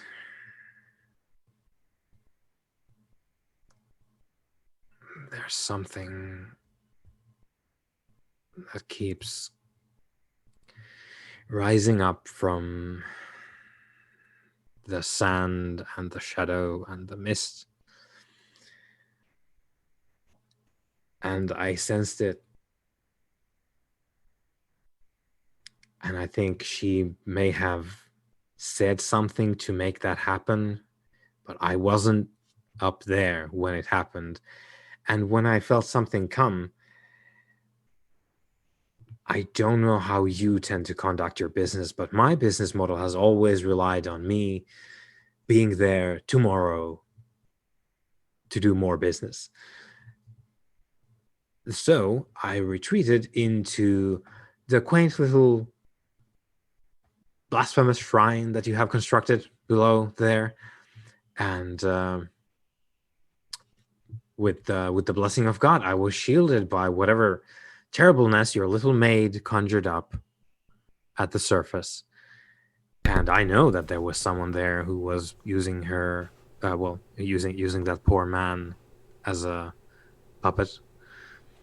I didn't really get a great feel for them, though, because when I see thunder, I do tend to find shelter. And I did. Praise God. I am here to tell you of this. And in return, I shall receive a body, such as mine. That is correct. Great. Thank you. Fantastic. I will now go to complete my side of the bargain. You turn to go away? I'll just say, when I return, you shall have your vessel. He nods. Yeah, and I'm going to turn away to start going. He yells after you as you turn. It's like, this makes me question all the centuries of hostility between us. Really? I'm going to stop and turn back because I'm not picking up on the sarcasm in his voice. And I'll say,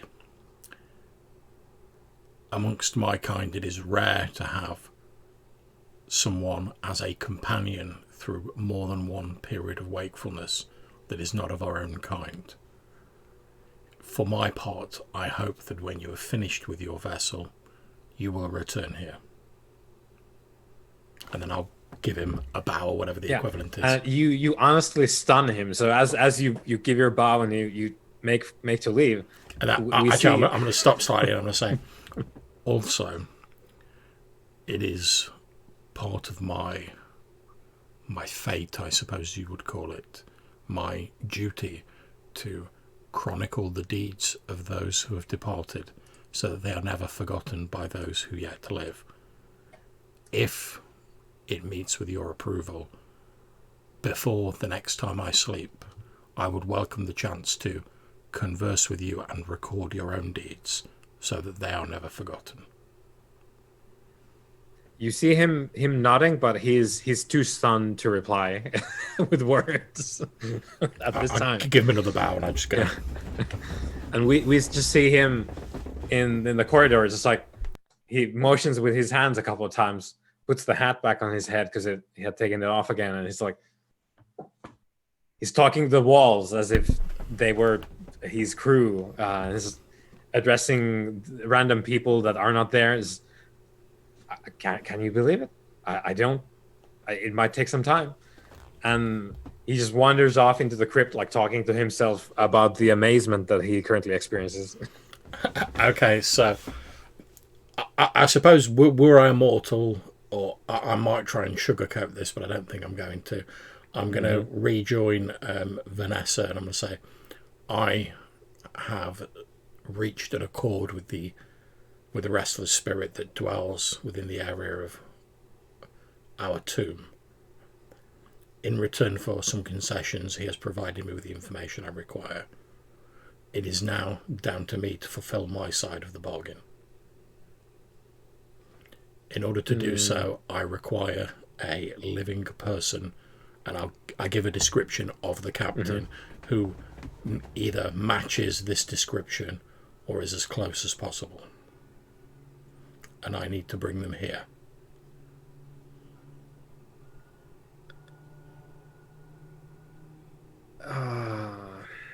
I think we could. Oh, says Vanessa. I think we could call a casting agency, maybe. And just like thinking over the thing, Gustavo just sort of vocalizes his thoughts and is like, "Well, that does sound remarkably like Mr. Jimenez, though." And both of them share a look of like, "Oh, oh no." You shouldn't have said that. Both of them realize at the same time. I think I look straight at him when he says that. I was like, I mean, Mr. Jimenez is a little bit more on the almost like from Ireland with the red in the hair. Like he's trying to reel it back in. It's like, oh no, that's not it at all. It's. I believe that as one of our servants, one of our priests, Mr. Jimenez should be at the bottom of the list. But if we can find no one else, I thank you for your suggestion. Well, what's the time frame on this? And Vanessa has taken out as soon as possible. The writes down as soon as possible. Tonight or yes. I'm going to contact some people. Maybe with your leave, Gustavo can accompany you. I need to go address this personally. Yes, and I would welcome the opportunity before I return to rest to speak to Jimenez so that I can convey my satisfaction with the service that yourself and Gustav have provided. Thank you, says Vanessa, and goes to make arrangements for delivery of one older fella.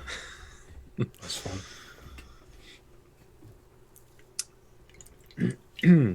Right. So, what's next for our dynamic duo of Gustavo and Khufu? Well, my basic plans at the minute are obviously get the pirate ghost to his vessel and attend the celebration. So right. Whichever of those occurs first. Yeah, let's see. I'll roll for Vanessa. How is Vanessa at procuring bodies?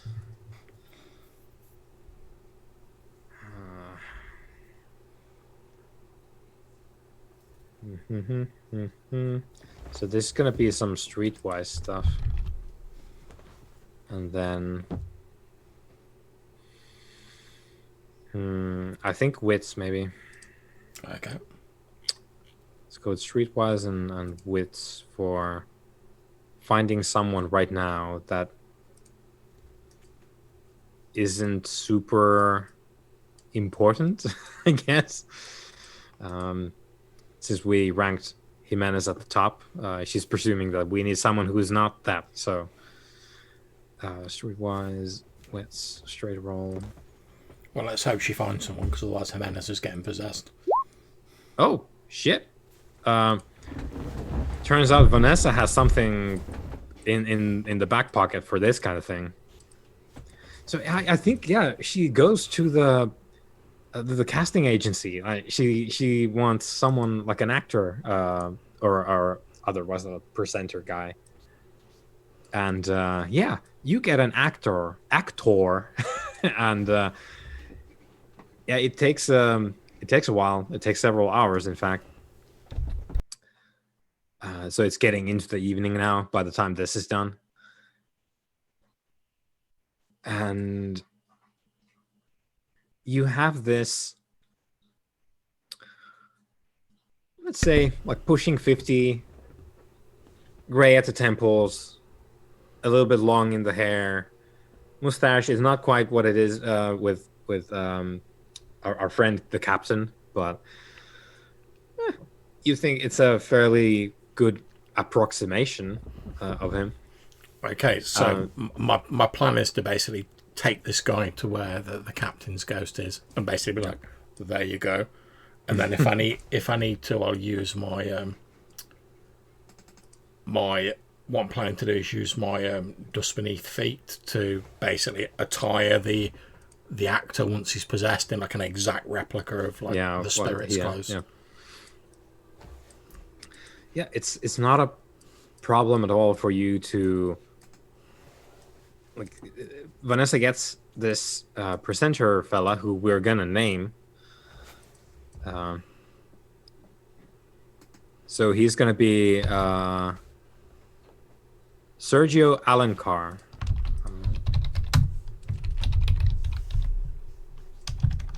Or it might be Alensar. Not sure. Portuguese, don't speak it. So Sergio turns up with Vanessa. Vanessa explains that this is one of the executives from the company, and you need to go get a feel for this thing they want to film here in the cemetery of St. Christopher and St. Paul. Yeah, so when he arrives, Peter, I'm basically going to reach out for the spirit of Vincetti, and pretty much like speaking to the spirit and be like, "Here is my end of the bargain." So, yeah, Sergio gets possessed on the quick, and does that thing where like there's a bunch of spasming and twitching around, and the eyes roll back. And eventually he goes like every muscle tenses. You can visibly see every muscle just tensing up full, and then he relaxes, and Sergio opens his eyes, like licks his lips, opens and closes his mouth multiple times, raises up a hand, opens and closes it several times. And then says in archaic Portuguese, "Well, as God is my witness, I didn't think you would do it." At which point I'm going to say, did I not swear that I would? But before you leave this place, you should be properly attired. I'm going to reach out and like touch him on the chest. And then I'm going to like summon the soil to like make a replica of the clothing his spirit form was wearing around him. Yep. So he's wearing... But if I can, I'll make it a bit fancier, so it'll be like the Fate sort of like guided version of the clothes he was wearing. Yeah, it's the... Yeah. So he is henceforth clothed in sort of like 16th century Portuguese Navy captain type attire, and he brushes the clothing as well.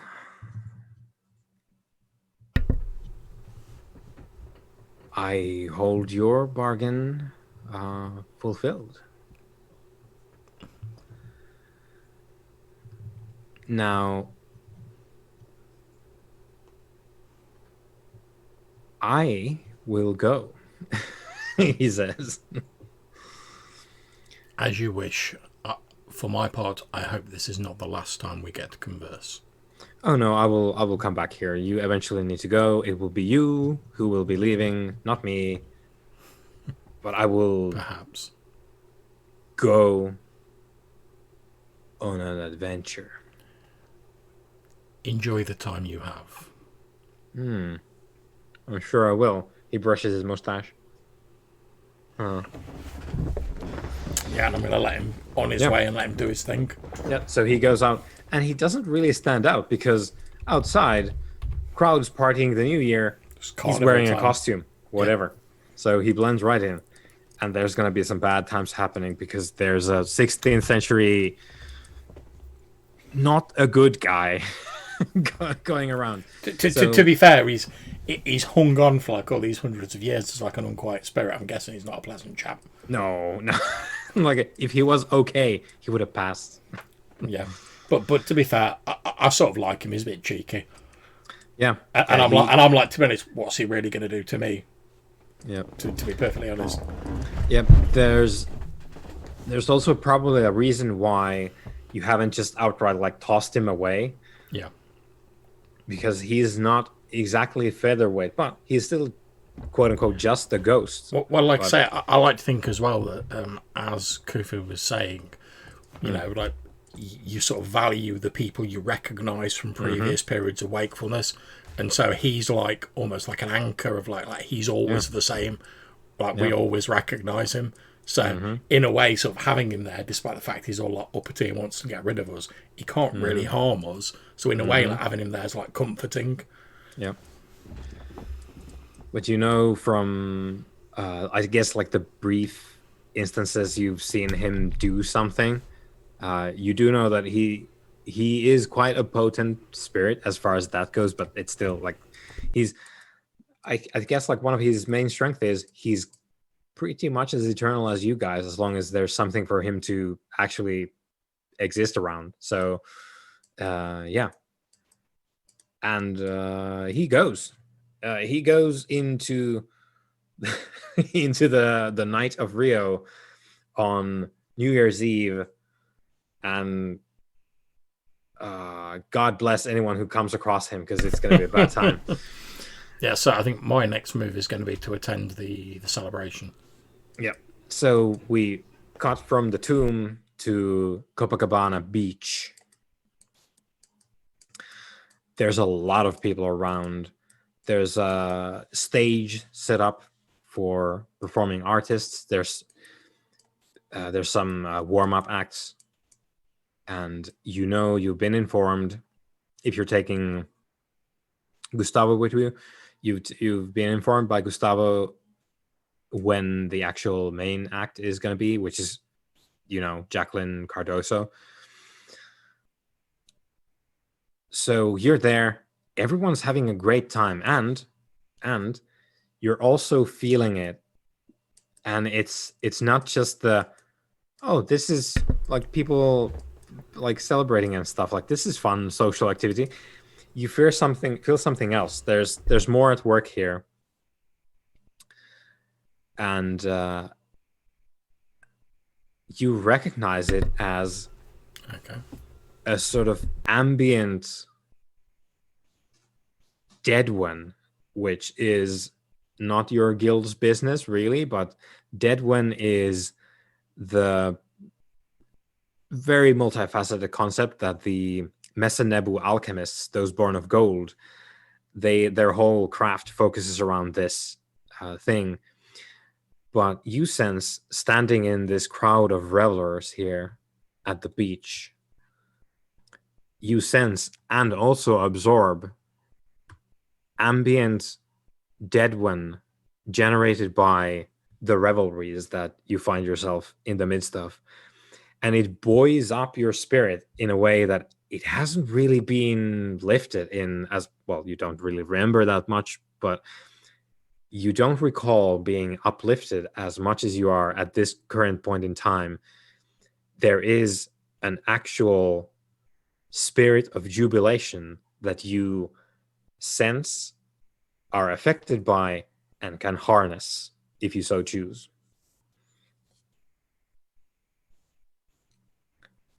How would that work with harnessing it? So if you want to uh, sort of go with the flow, and Deadwind does flow literally, it would give you like going with the Deadwind flow of this moment in time gives you bonuses if you want to participate in any kind of revelry or associated activity here. So if you want to go and dance, if you want to go party with people, you want to make friends with people, you want to seduce people, whatever is related to this New Year's celebration, this momentous event here, if you do things that are connected to activities that it embodies, you get a couple of bonus dice on top. So if you go and you want to try and convince someone of something, you get +2 on trying to sweet talk someone. Okay. So one other thing I want to try and work out is obviously I can sense that this sort of like rising of this Deadwind, this energy. Do I have any idea? Like, I'm at the point where like, oh, this energy is going to start reaching like dangerous levels. No, it is extremely ambient in nature. It is almost like walking into a field of flowers, and you just appreciate the scent that wafts up from the ground. Okay. So I think what I'm going to do is I'm going to try and situate myself near like a patch of like shadow somewhere, as near as I can get to the main stage, and I'm going to wait for this the star of the show to appear. Yep. I will bring up the beach here. Obviously, this is going to be nighttime. But still, it is the Copacabana beach.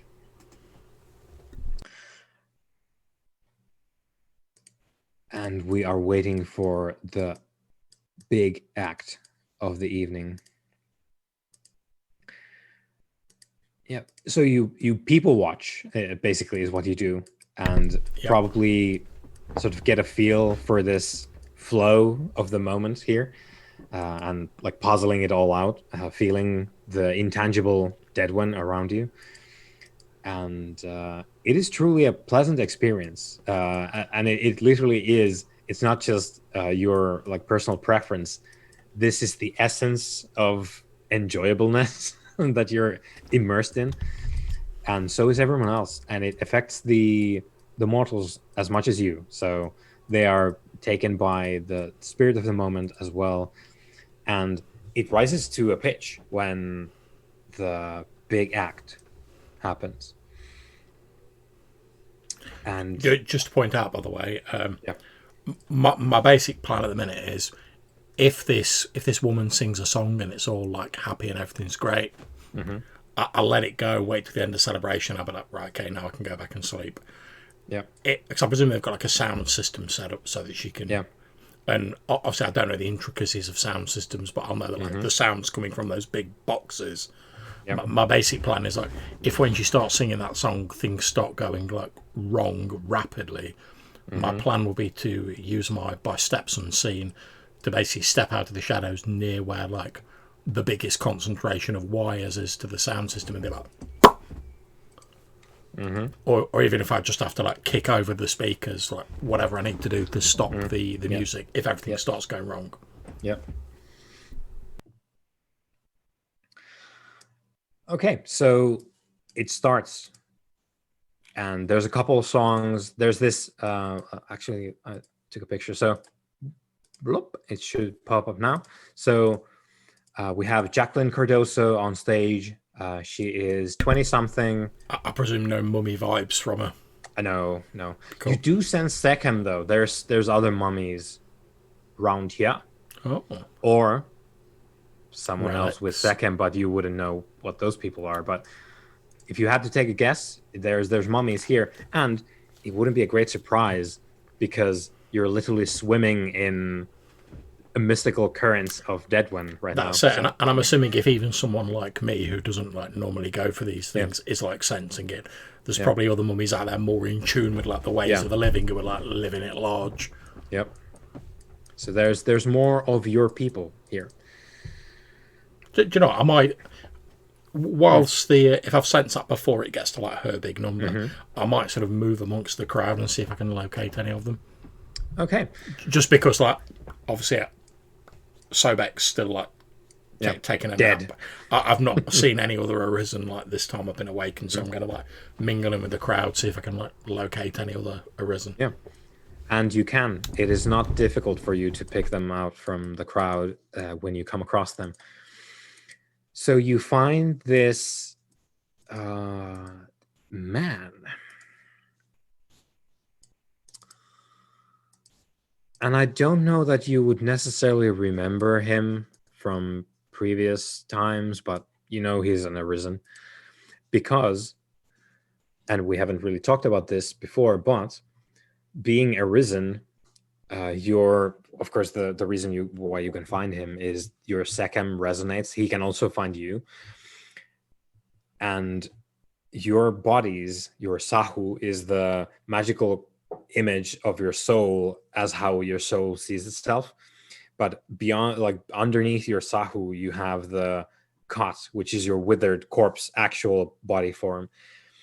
And mummies can see each other's Kot. So as you see this, like, oh, the second that way, you see a withered corpse in a suit. Which isn't, you can sort of shift your perception to like look at the Sahu as well, but like you can see the Kot clear as day. Yeah, I'll approach. Yep. So it's let me get the actual accurate description here. So this man is, I'll put a picture up. Blop. So this man is classically handsome, but in such an unctuous manner you think that most people are more likely to be repelled than attracted. He stands as a tall, light-skinned Middle Easterner with a fastidiously trimmed goatee and a hair slicked back with just a bit too much product. He wears an expensive suit that is just a touch too gaudy to be genuinely fashionable. And yeah, that's him. Take from that description what you will. Yeah, so I'm just, so like I say, obviously my character, I'm very much about this sort of like get straight to the action. Mm-hmm. So I'm just going to like walk straight up to him, see if he reacts. Yeah, he turns your way. He has a woman of maybe 20 years of age, maybe younger, on his arm, who's teetering at something he said. And he turns to you and says, just a moment. My dear, would you please give me a moment? I need to remember my good friend's name here, who I haven't seen in quite some time. What was it? It is Khufu, is it not? That is correct. I knew it. Khufu from The old country. Copacabana, if I'm not mistaken. A local friend of mine. We went to the same school, and it has been a long time since we have seen. You understand how it goes. And yeah, the woman sort of nods along to his antics all the way. Since he knew my name, I'm assuming that we've like met previously. Mm-hmm. Can I make like a memory roll or something, see if I can remember anything about him? I think you probably remember from let's see, because you wouldn't roll your memory per se, but you might get a memory triggered by interacting with him. So I'm gonna say you do remember him. You remember him and Sobek talking.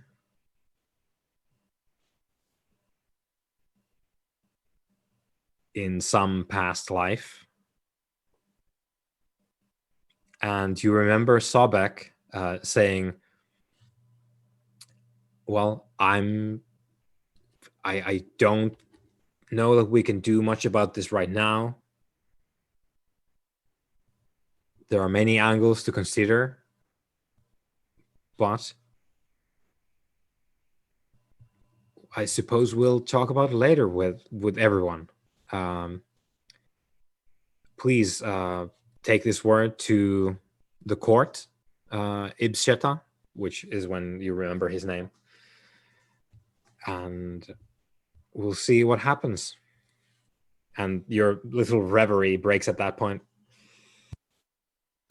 So I'm just going to say, unfortunately, my brother is not with me this evening.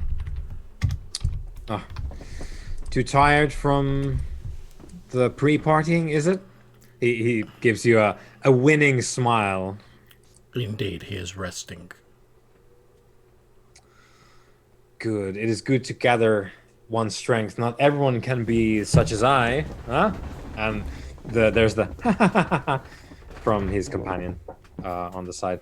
Now, Khufu, you've come to enjoy the revelries, finally? I always took you to be somewhat more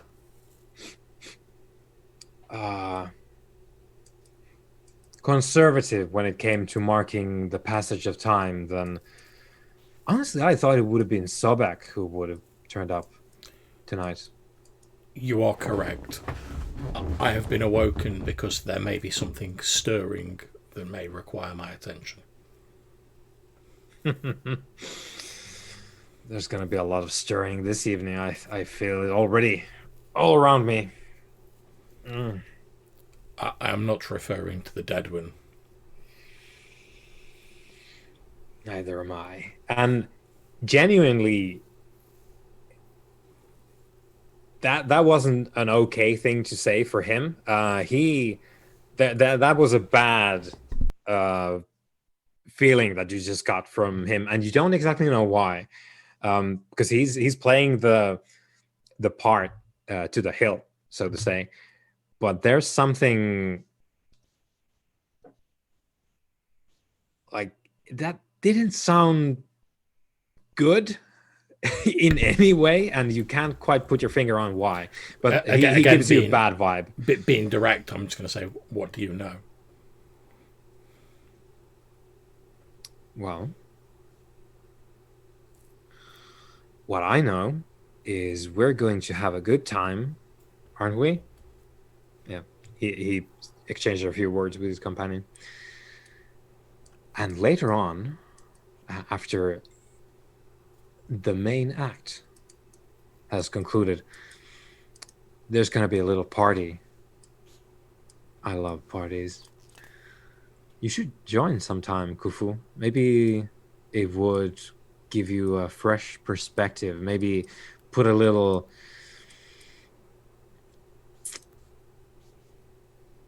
oil in those quickie old joints. Get some life under your skin. What say you? Perhaps it would depend on the nature of this party. Departure of all manner. Of course, this is Rio. And again from the companion. And he laughs as well. I'm aware of our location.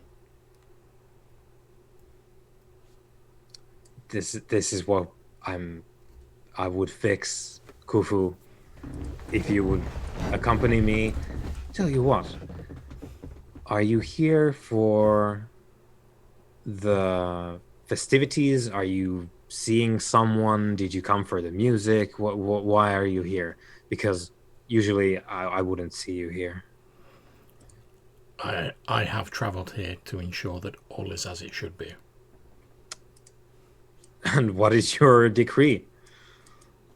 Is it as it should be? If this is a simple celebration, a marking of the passage of time, then all is well.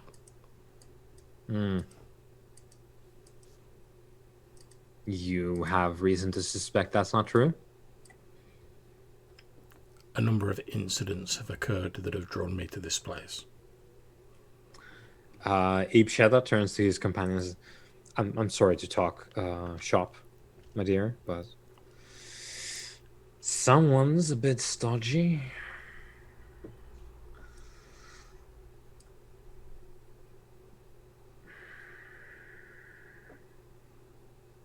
Perhaps you would not wish me to discuss these matters in front of your companion. Oh, she doesn't mind.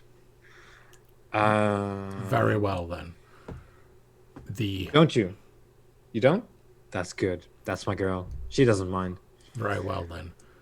The spirits of the dead are restless. Very restless. And the incidents that this is causing have drawn me to this place as a locus for the spiritual energies that are gathering. It may be that it is a simple byproduct of the dead win here. If so, No. that is fine. No. Deadwin doesn't do that. Not here. This isn't that. Whatever it is you've been told, it isn't that. So what are you doing here then? You expect a Day of the Dead? As I've said, the spirits of the restless dead are roused. A number of them have manifested. It is my intent to ascertain that this does not become a spiritual free-for-all for the restless shades that wander Rio.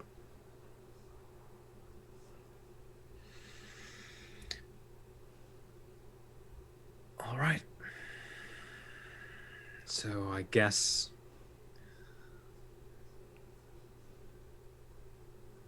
given that you're here, I'm here, where shall we post ourselves to watch over the gathered throng?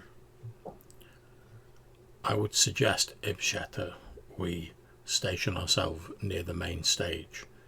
The focus of activity seems to be around the song Bluebird,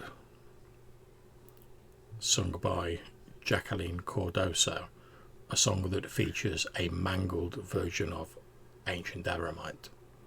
What? What? Right, okay. Are you aware of the song I speak of? What was the song? Bluebird, I believe it's called. Have you heard of it? And the young one was, yeah, of course, it's on the radio all the time. And which- Ibsheta so immediately puts a finger on her lips when she's like, of course, why haven't you heard? At which point Yeah, I'm I've heard going to recite to him like the mangled version of the stanza that's in the song. And I would say each time an outpouring of spiritual activity occurs, it has been in the vicinity of one of these radios or someone singing this particular song. And you think this is the course, the root cause of all this? Correct? I do not know if it is the root cause yet. It certainly is connected to it, though. I have a proposition for you then. Please. Khufu, Chronicler of the Dead. I happen to be one of the sponsors of this particular event here. If you want, I could get that particular song out of the set for tonight. I presume you would ask something in return. I would. You wound me. I would merely extend you an invitation to the after party. Once this is done, the event is concluded. We, by which I mean me, my radiant companion here, and the star herself, Jacqueline Cardoso, will be retiring to an continuation of the festivities at my domicile. I would invite you, were you to be so inclined. Then I accept your offer. Yeah, he nods to someone behind you, and there's a rather large man in a beige suit that comes by, and Ibsheta whispers something to him, and they part ways. The man heads towards the stage, presumably carrying Ibsheta's word of, yeah, get the Bluebird off the set list for the night.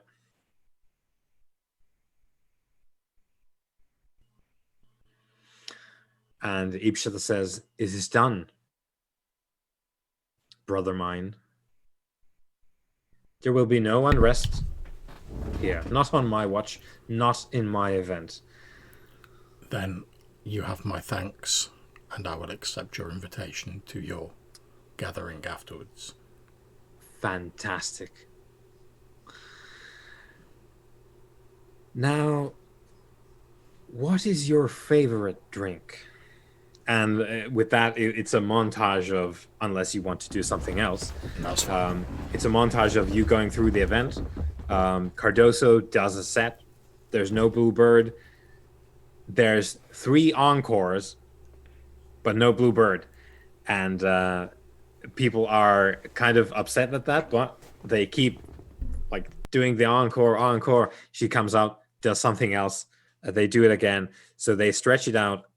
Unfortunately, there's no Bluebird, so some people are still left disappointed, but they got an extended set anyway.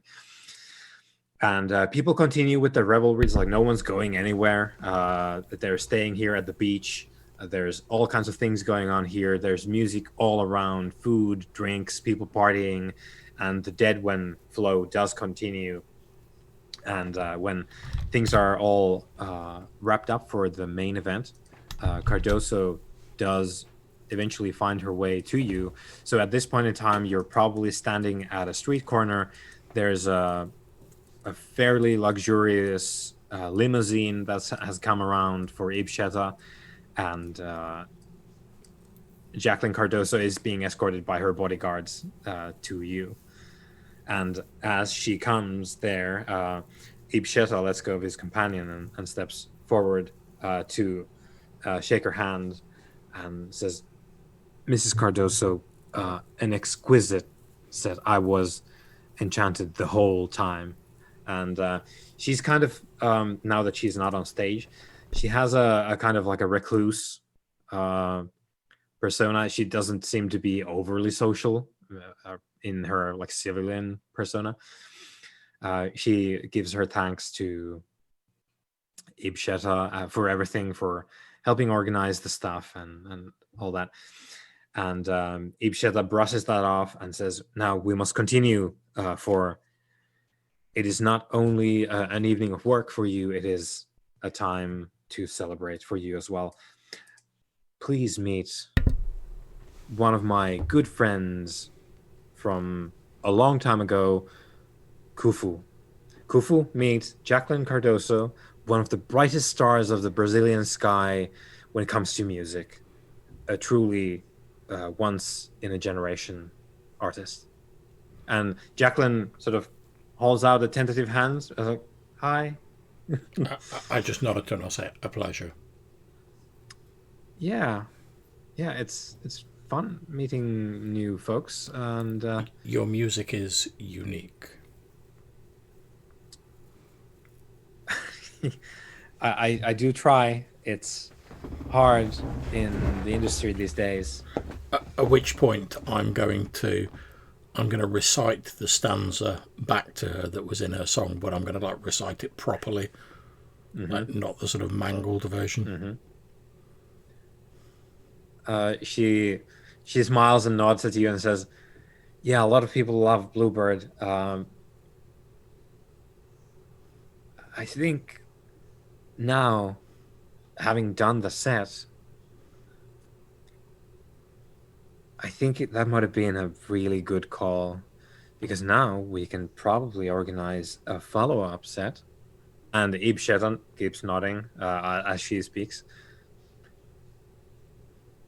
it's kind of because I was hoping to give them what they wanted, but I think there's something to it. I think we definitely need to put you in contact with my manager more. And Ib Shetrap just says, "Yes, well, I do like to think that I have something to bring to the table, so to speak.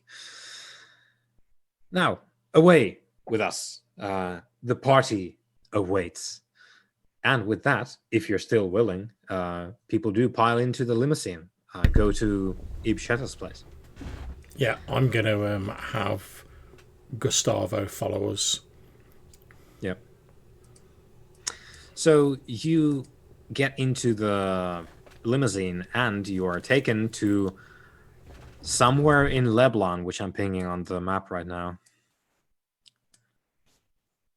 Now, Leblon neighborhood is some of the most expensive real estate in South America as a whole. And when you get to Ibsheta's, let's say it's a 4-story affair of luxury, pure luxury, each level decorated according to a different kind of theme. And there's 3 on top and 1 below ground. There's a whole bunch of people there, and I'll actually get I'll get one more picture because we're gonna meet another mummy there as well.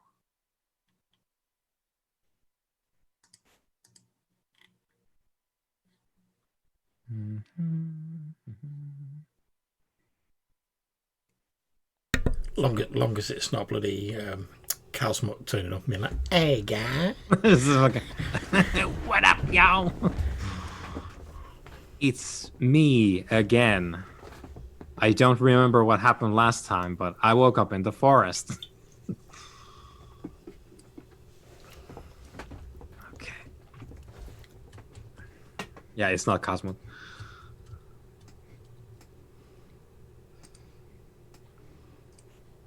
All right. Let me just add that handout. Nope. God damn it. Here we go. No. Please.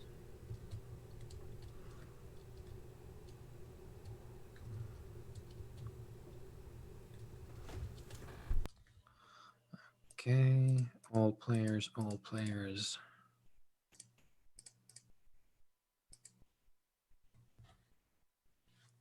Okay, as soon as it's done loading, it will pop up. Okay, blop. There we go. So you are introduced in the party to Sarkons, who is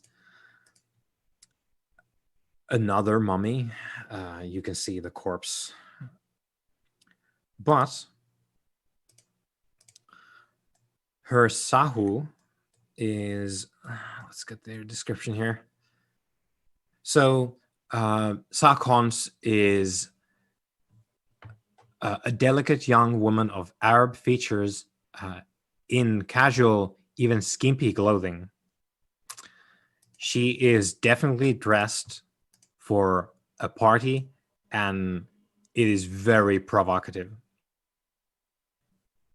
with clear intent to be so.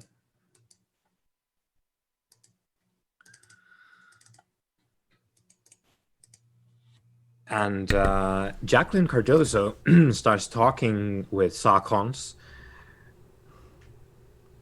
and because you're sort of a little bit more on the stoic side, I guess, would be the accurate description. Yeah, I think that's fine. They get to talking, and someone hands you a drink. So you're holding a glass of some fragrant drink, and Jacqueline Cardoso and Sarkons are talking, and you hear them talk of like collaborating with music, and especially with writing songs. So Sarkons is definitely involved in Jacqueline Cardozo's songwriting, apparently, because Jacqueline is giving a lot of compliments to Sarkons and how she's the reason why she's having such a success now with the breakout in a very tough industry at the turn of the millennium. There was a lot of young female artists around, and she didn't really manage to do a whole bunch of her own, but like you get the feeling that ever since they started collaborating, like she's skyrocketed. Well, I'm thinking that would certainly explain the sort of mangled Aramite lyrics in a song. Yeah. But so you're listening in and thinking, this I might have found the source. I think it's time to act decisively and directly. So I'm just going to approach the two of them, and then speaking to Sarkonsu in Aramite, I'm just going to say, I take it that Miss Cardozo has you to thank for the unique lyrics in her song. And I'll smile slightly. She gives you a once over and smiles a thin smile and says, well, I do my best to foster young talent where I can. I like to think that my work and hers is not very derivative. Indeed, forgive my forthrightness, but what is your intended purpose with fostering this woman? Well, me and Jacqueline here are going to explore the limits of what is possible. In what sense? Greatness. Success. I see. And vocal achievement. I am a poet, you see. I don't recall having a lot to do with you specifically, Khufu, but I'm pleased to make your acquaintance and would definitely... I take it you appreciate the poetic arts? Indeed, I appreciate all chronicles. Fantastic. You and I will have to talk.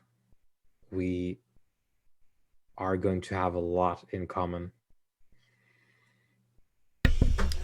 Well, I am not sure how long I will be awake for, but I am certainly willing to talk. Well, stick around long enough. And she clearly, with her movements of like encompassing and like motioning towards the party around here, she is consciously using her body movements to be as sort of visible and as much of a presence in her very engineered clothing as she can. And she says, well, stick around long enough and you'll probably find that this company has a way of revivifying that which is starting to sag. I look forward to discussing it more with you. Me too. And I'm imagining the whole sort of like provocative things like a bit sort of downplayed when you can shift your perspective and you're like, oh, you're a withered corpse. Yeah, she is a corpse as well.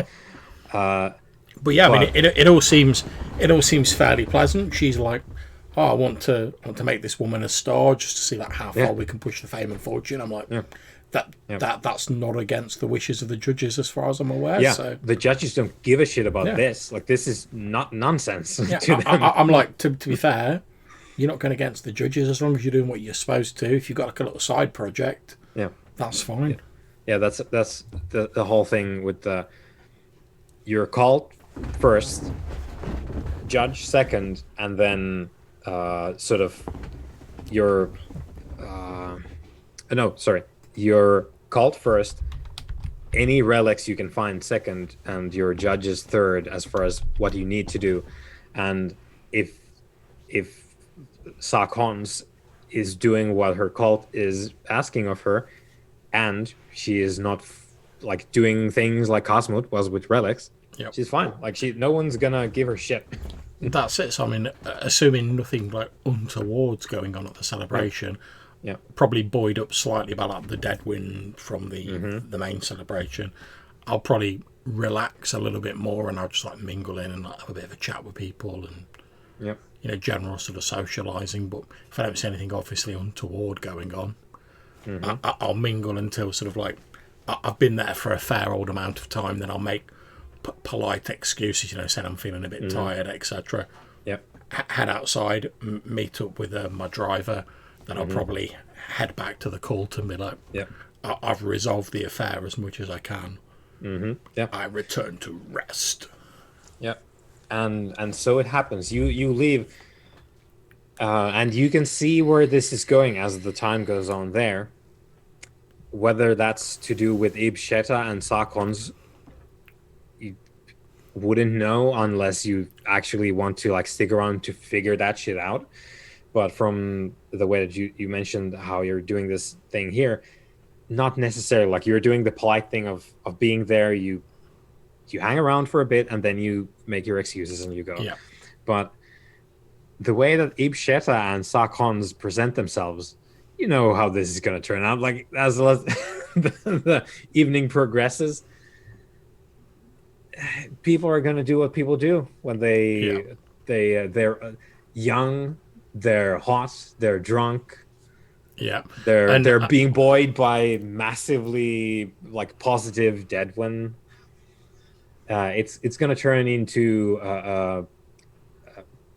an orgy of flesh and spirits and all the good things in life eventually. That much is very clear. To be honest, if I know that's going on, I probably will stick around, not directly engage in the activities, but as like a chronicler, I'm You make a note. yeah, I'm basically mentally recording everything I see, Yeah. and once it gets like into like full blown like orgy territory, that'll probably be when I'm like, do you know what? That's fair enough. If they want to do that, that's grand. It's not really my bag. Yep.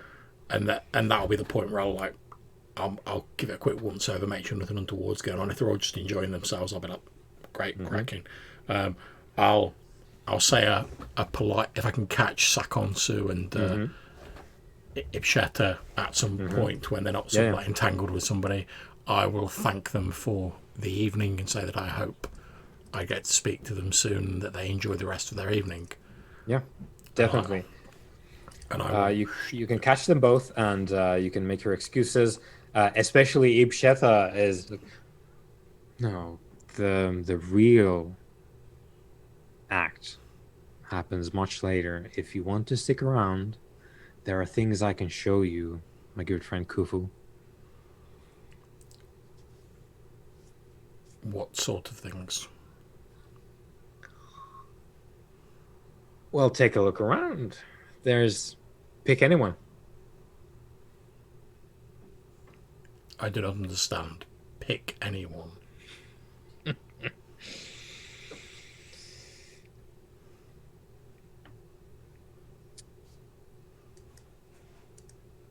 Do you enjoy the act of touching a human, Khufu? I presume you mean a living human. Well, yes. I did at one point in the past. Splendid. Now, I'm sensing a bit of reticence here, and you're not the only one, of course. What you sense as reticence is a simple lack of comprehension. Which might as well be the same thing, because it results in a longer process. So, Khufu, my good friend, we're going to work on this over a longer period of time. It's not going to be a one Rebellion situation. We need to keep at this. Consider this, as I already do, a first step on the road to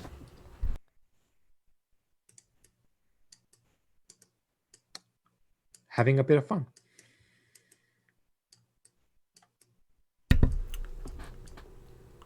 It sounds like he's suggesting I might learn something, so I'm quite happy to go along with it.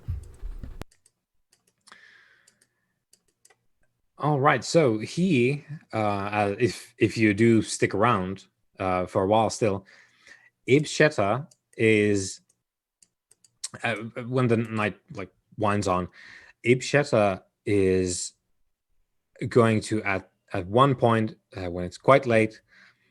It's all kinds of steamy everywhere in his place. The 4-story building, which houses quite a lot of people. There's a whole lot of rooms.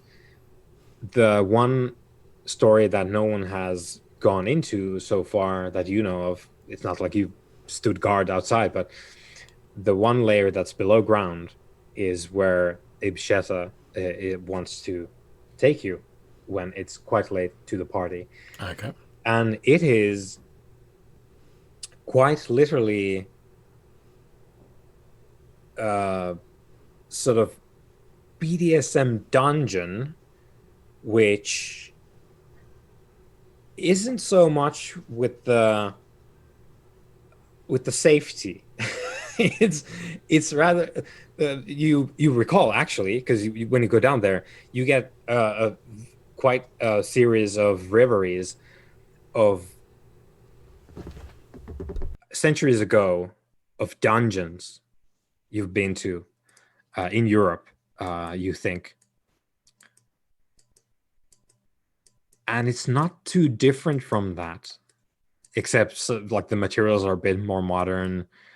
It's more sophisticated in that way, but it's kind of like it almost a memory rises up almost of like an Inquisition dungeon from centuries ago on another continent.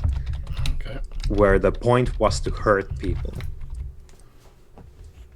Yes, I'll probably make a few general inquiries about the nature of the place. Obviously, our character, I know what the nature of the place is. Yeah. Ibsheta explains that what happens there is the aperitif to what happens here. This is where we see who we truly are.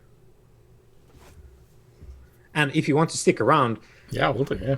Ibsheta is going to host a rather no holds barred, no safe words torture party down here with seemingly willing participants, quote unquote. Not sure, cannot confirm, due to various stages of restriction vis-a-vis motion and speech. It is a sort of very small scale, intimate opera of sadism, really, is what it is that he hosts down there. And there are multiple individuals dressed in very expensive clothing who either like come around when the time, like the clock strikes 4 or whatever in the evening. They come around. They witness the events. There's some of them take part in it. They sort of have a good time down here while this is going on. Yeah, I mean, I'll be keeping my my senses attuned for anything that looks dodgy in terms of like, oh, it's not just people having fun or anything that's going to set off my this is against the judges alarm. But none of it is. This is inconsequential to your understanding of like the theology. Like this doesn't matter. In which case, I'm like, to be honest, all I'm going to do after this is go back and go to sleep. So I may as well observe this while I'm here. Yeah. So Ibsheta hosts this. He doesn't participate. He doesn't touch any people, any person at all. And if someone goes to touch him, he looks at them as if to say, I will fucking rip your head off. I'm like, That's fair. I'd probably do the same if a human tried to lay hands on me. And you sense that, especially a whole bunch of these people with the expensive attires and all the jewelry and whatnot, probably he's cultists, maybe. You get the Okay. feel like this is probably a cult thing. Where's Sakonsu when this is going on? She comes around. Um, she does participate. She does, like maybe she goes in and flogs someone, basically into unconsciousness. But this more feels like an Ibsheta show down here. And while Sakons does make an appearance, she doesn't really like stick around for the long haul, really. But yeah. Yeah, so yeah, I'll just stick around and observe. Mm.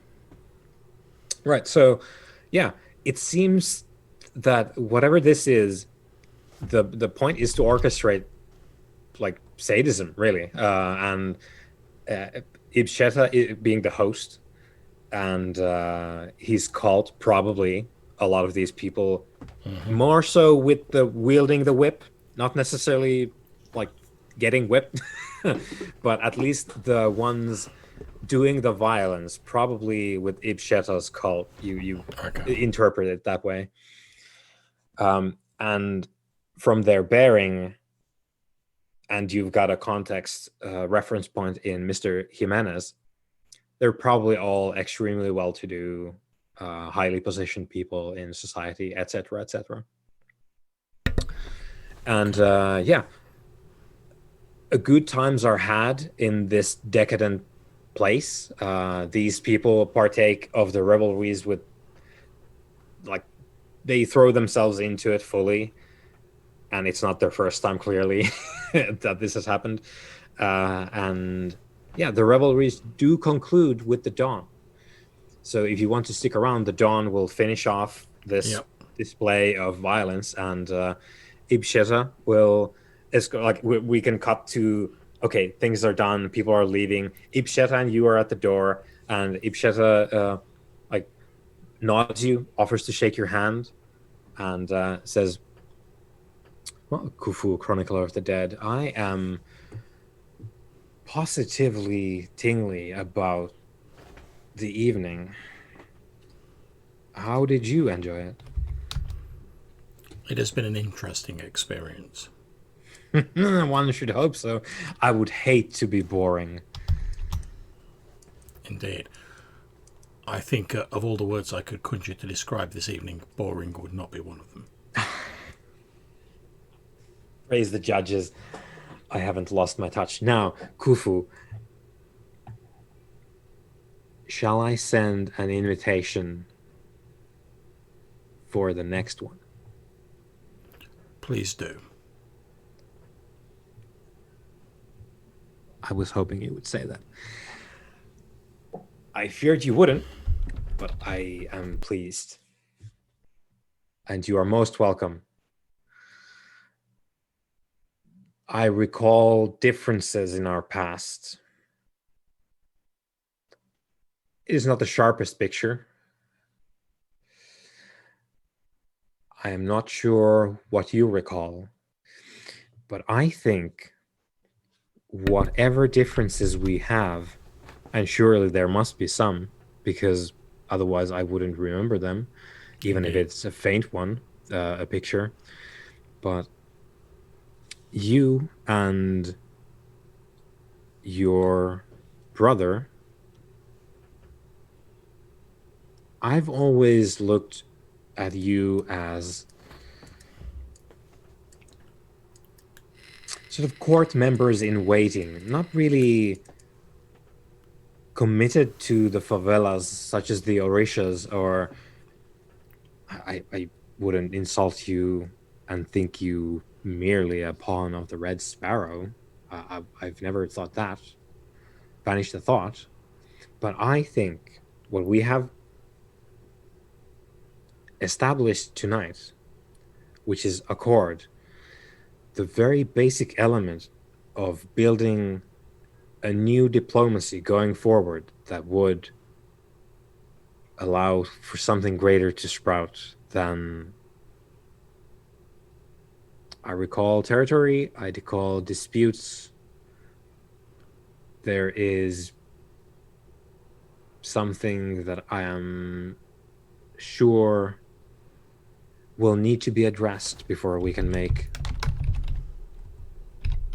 big changes between you two and the court. But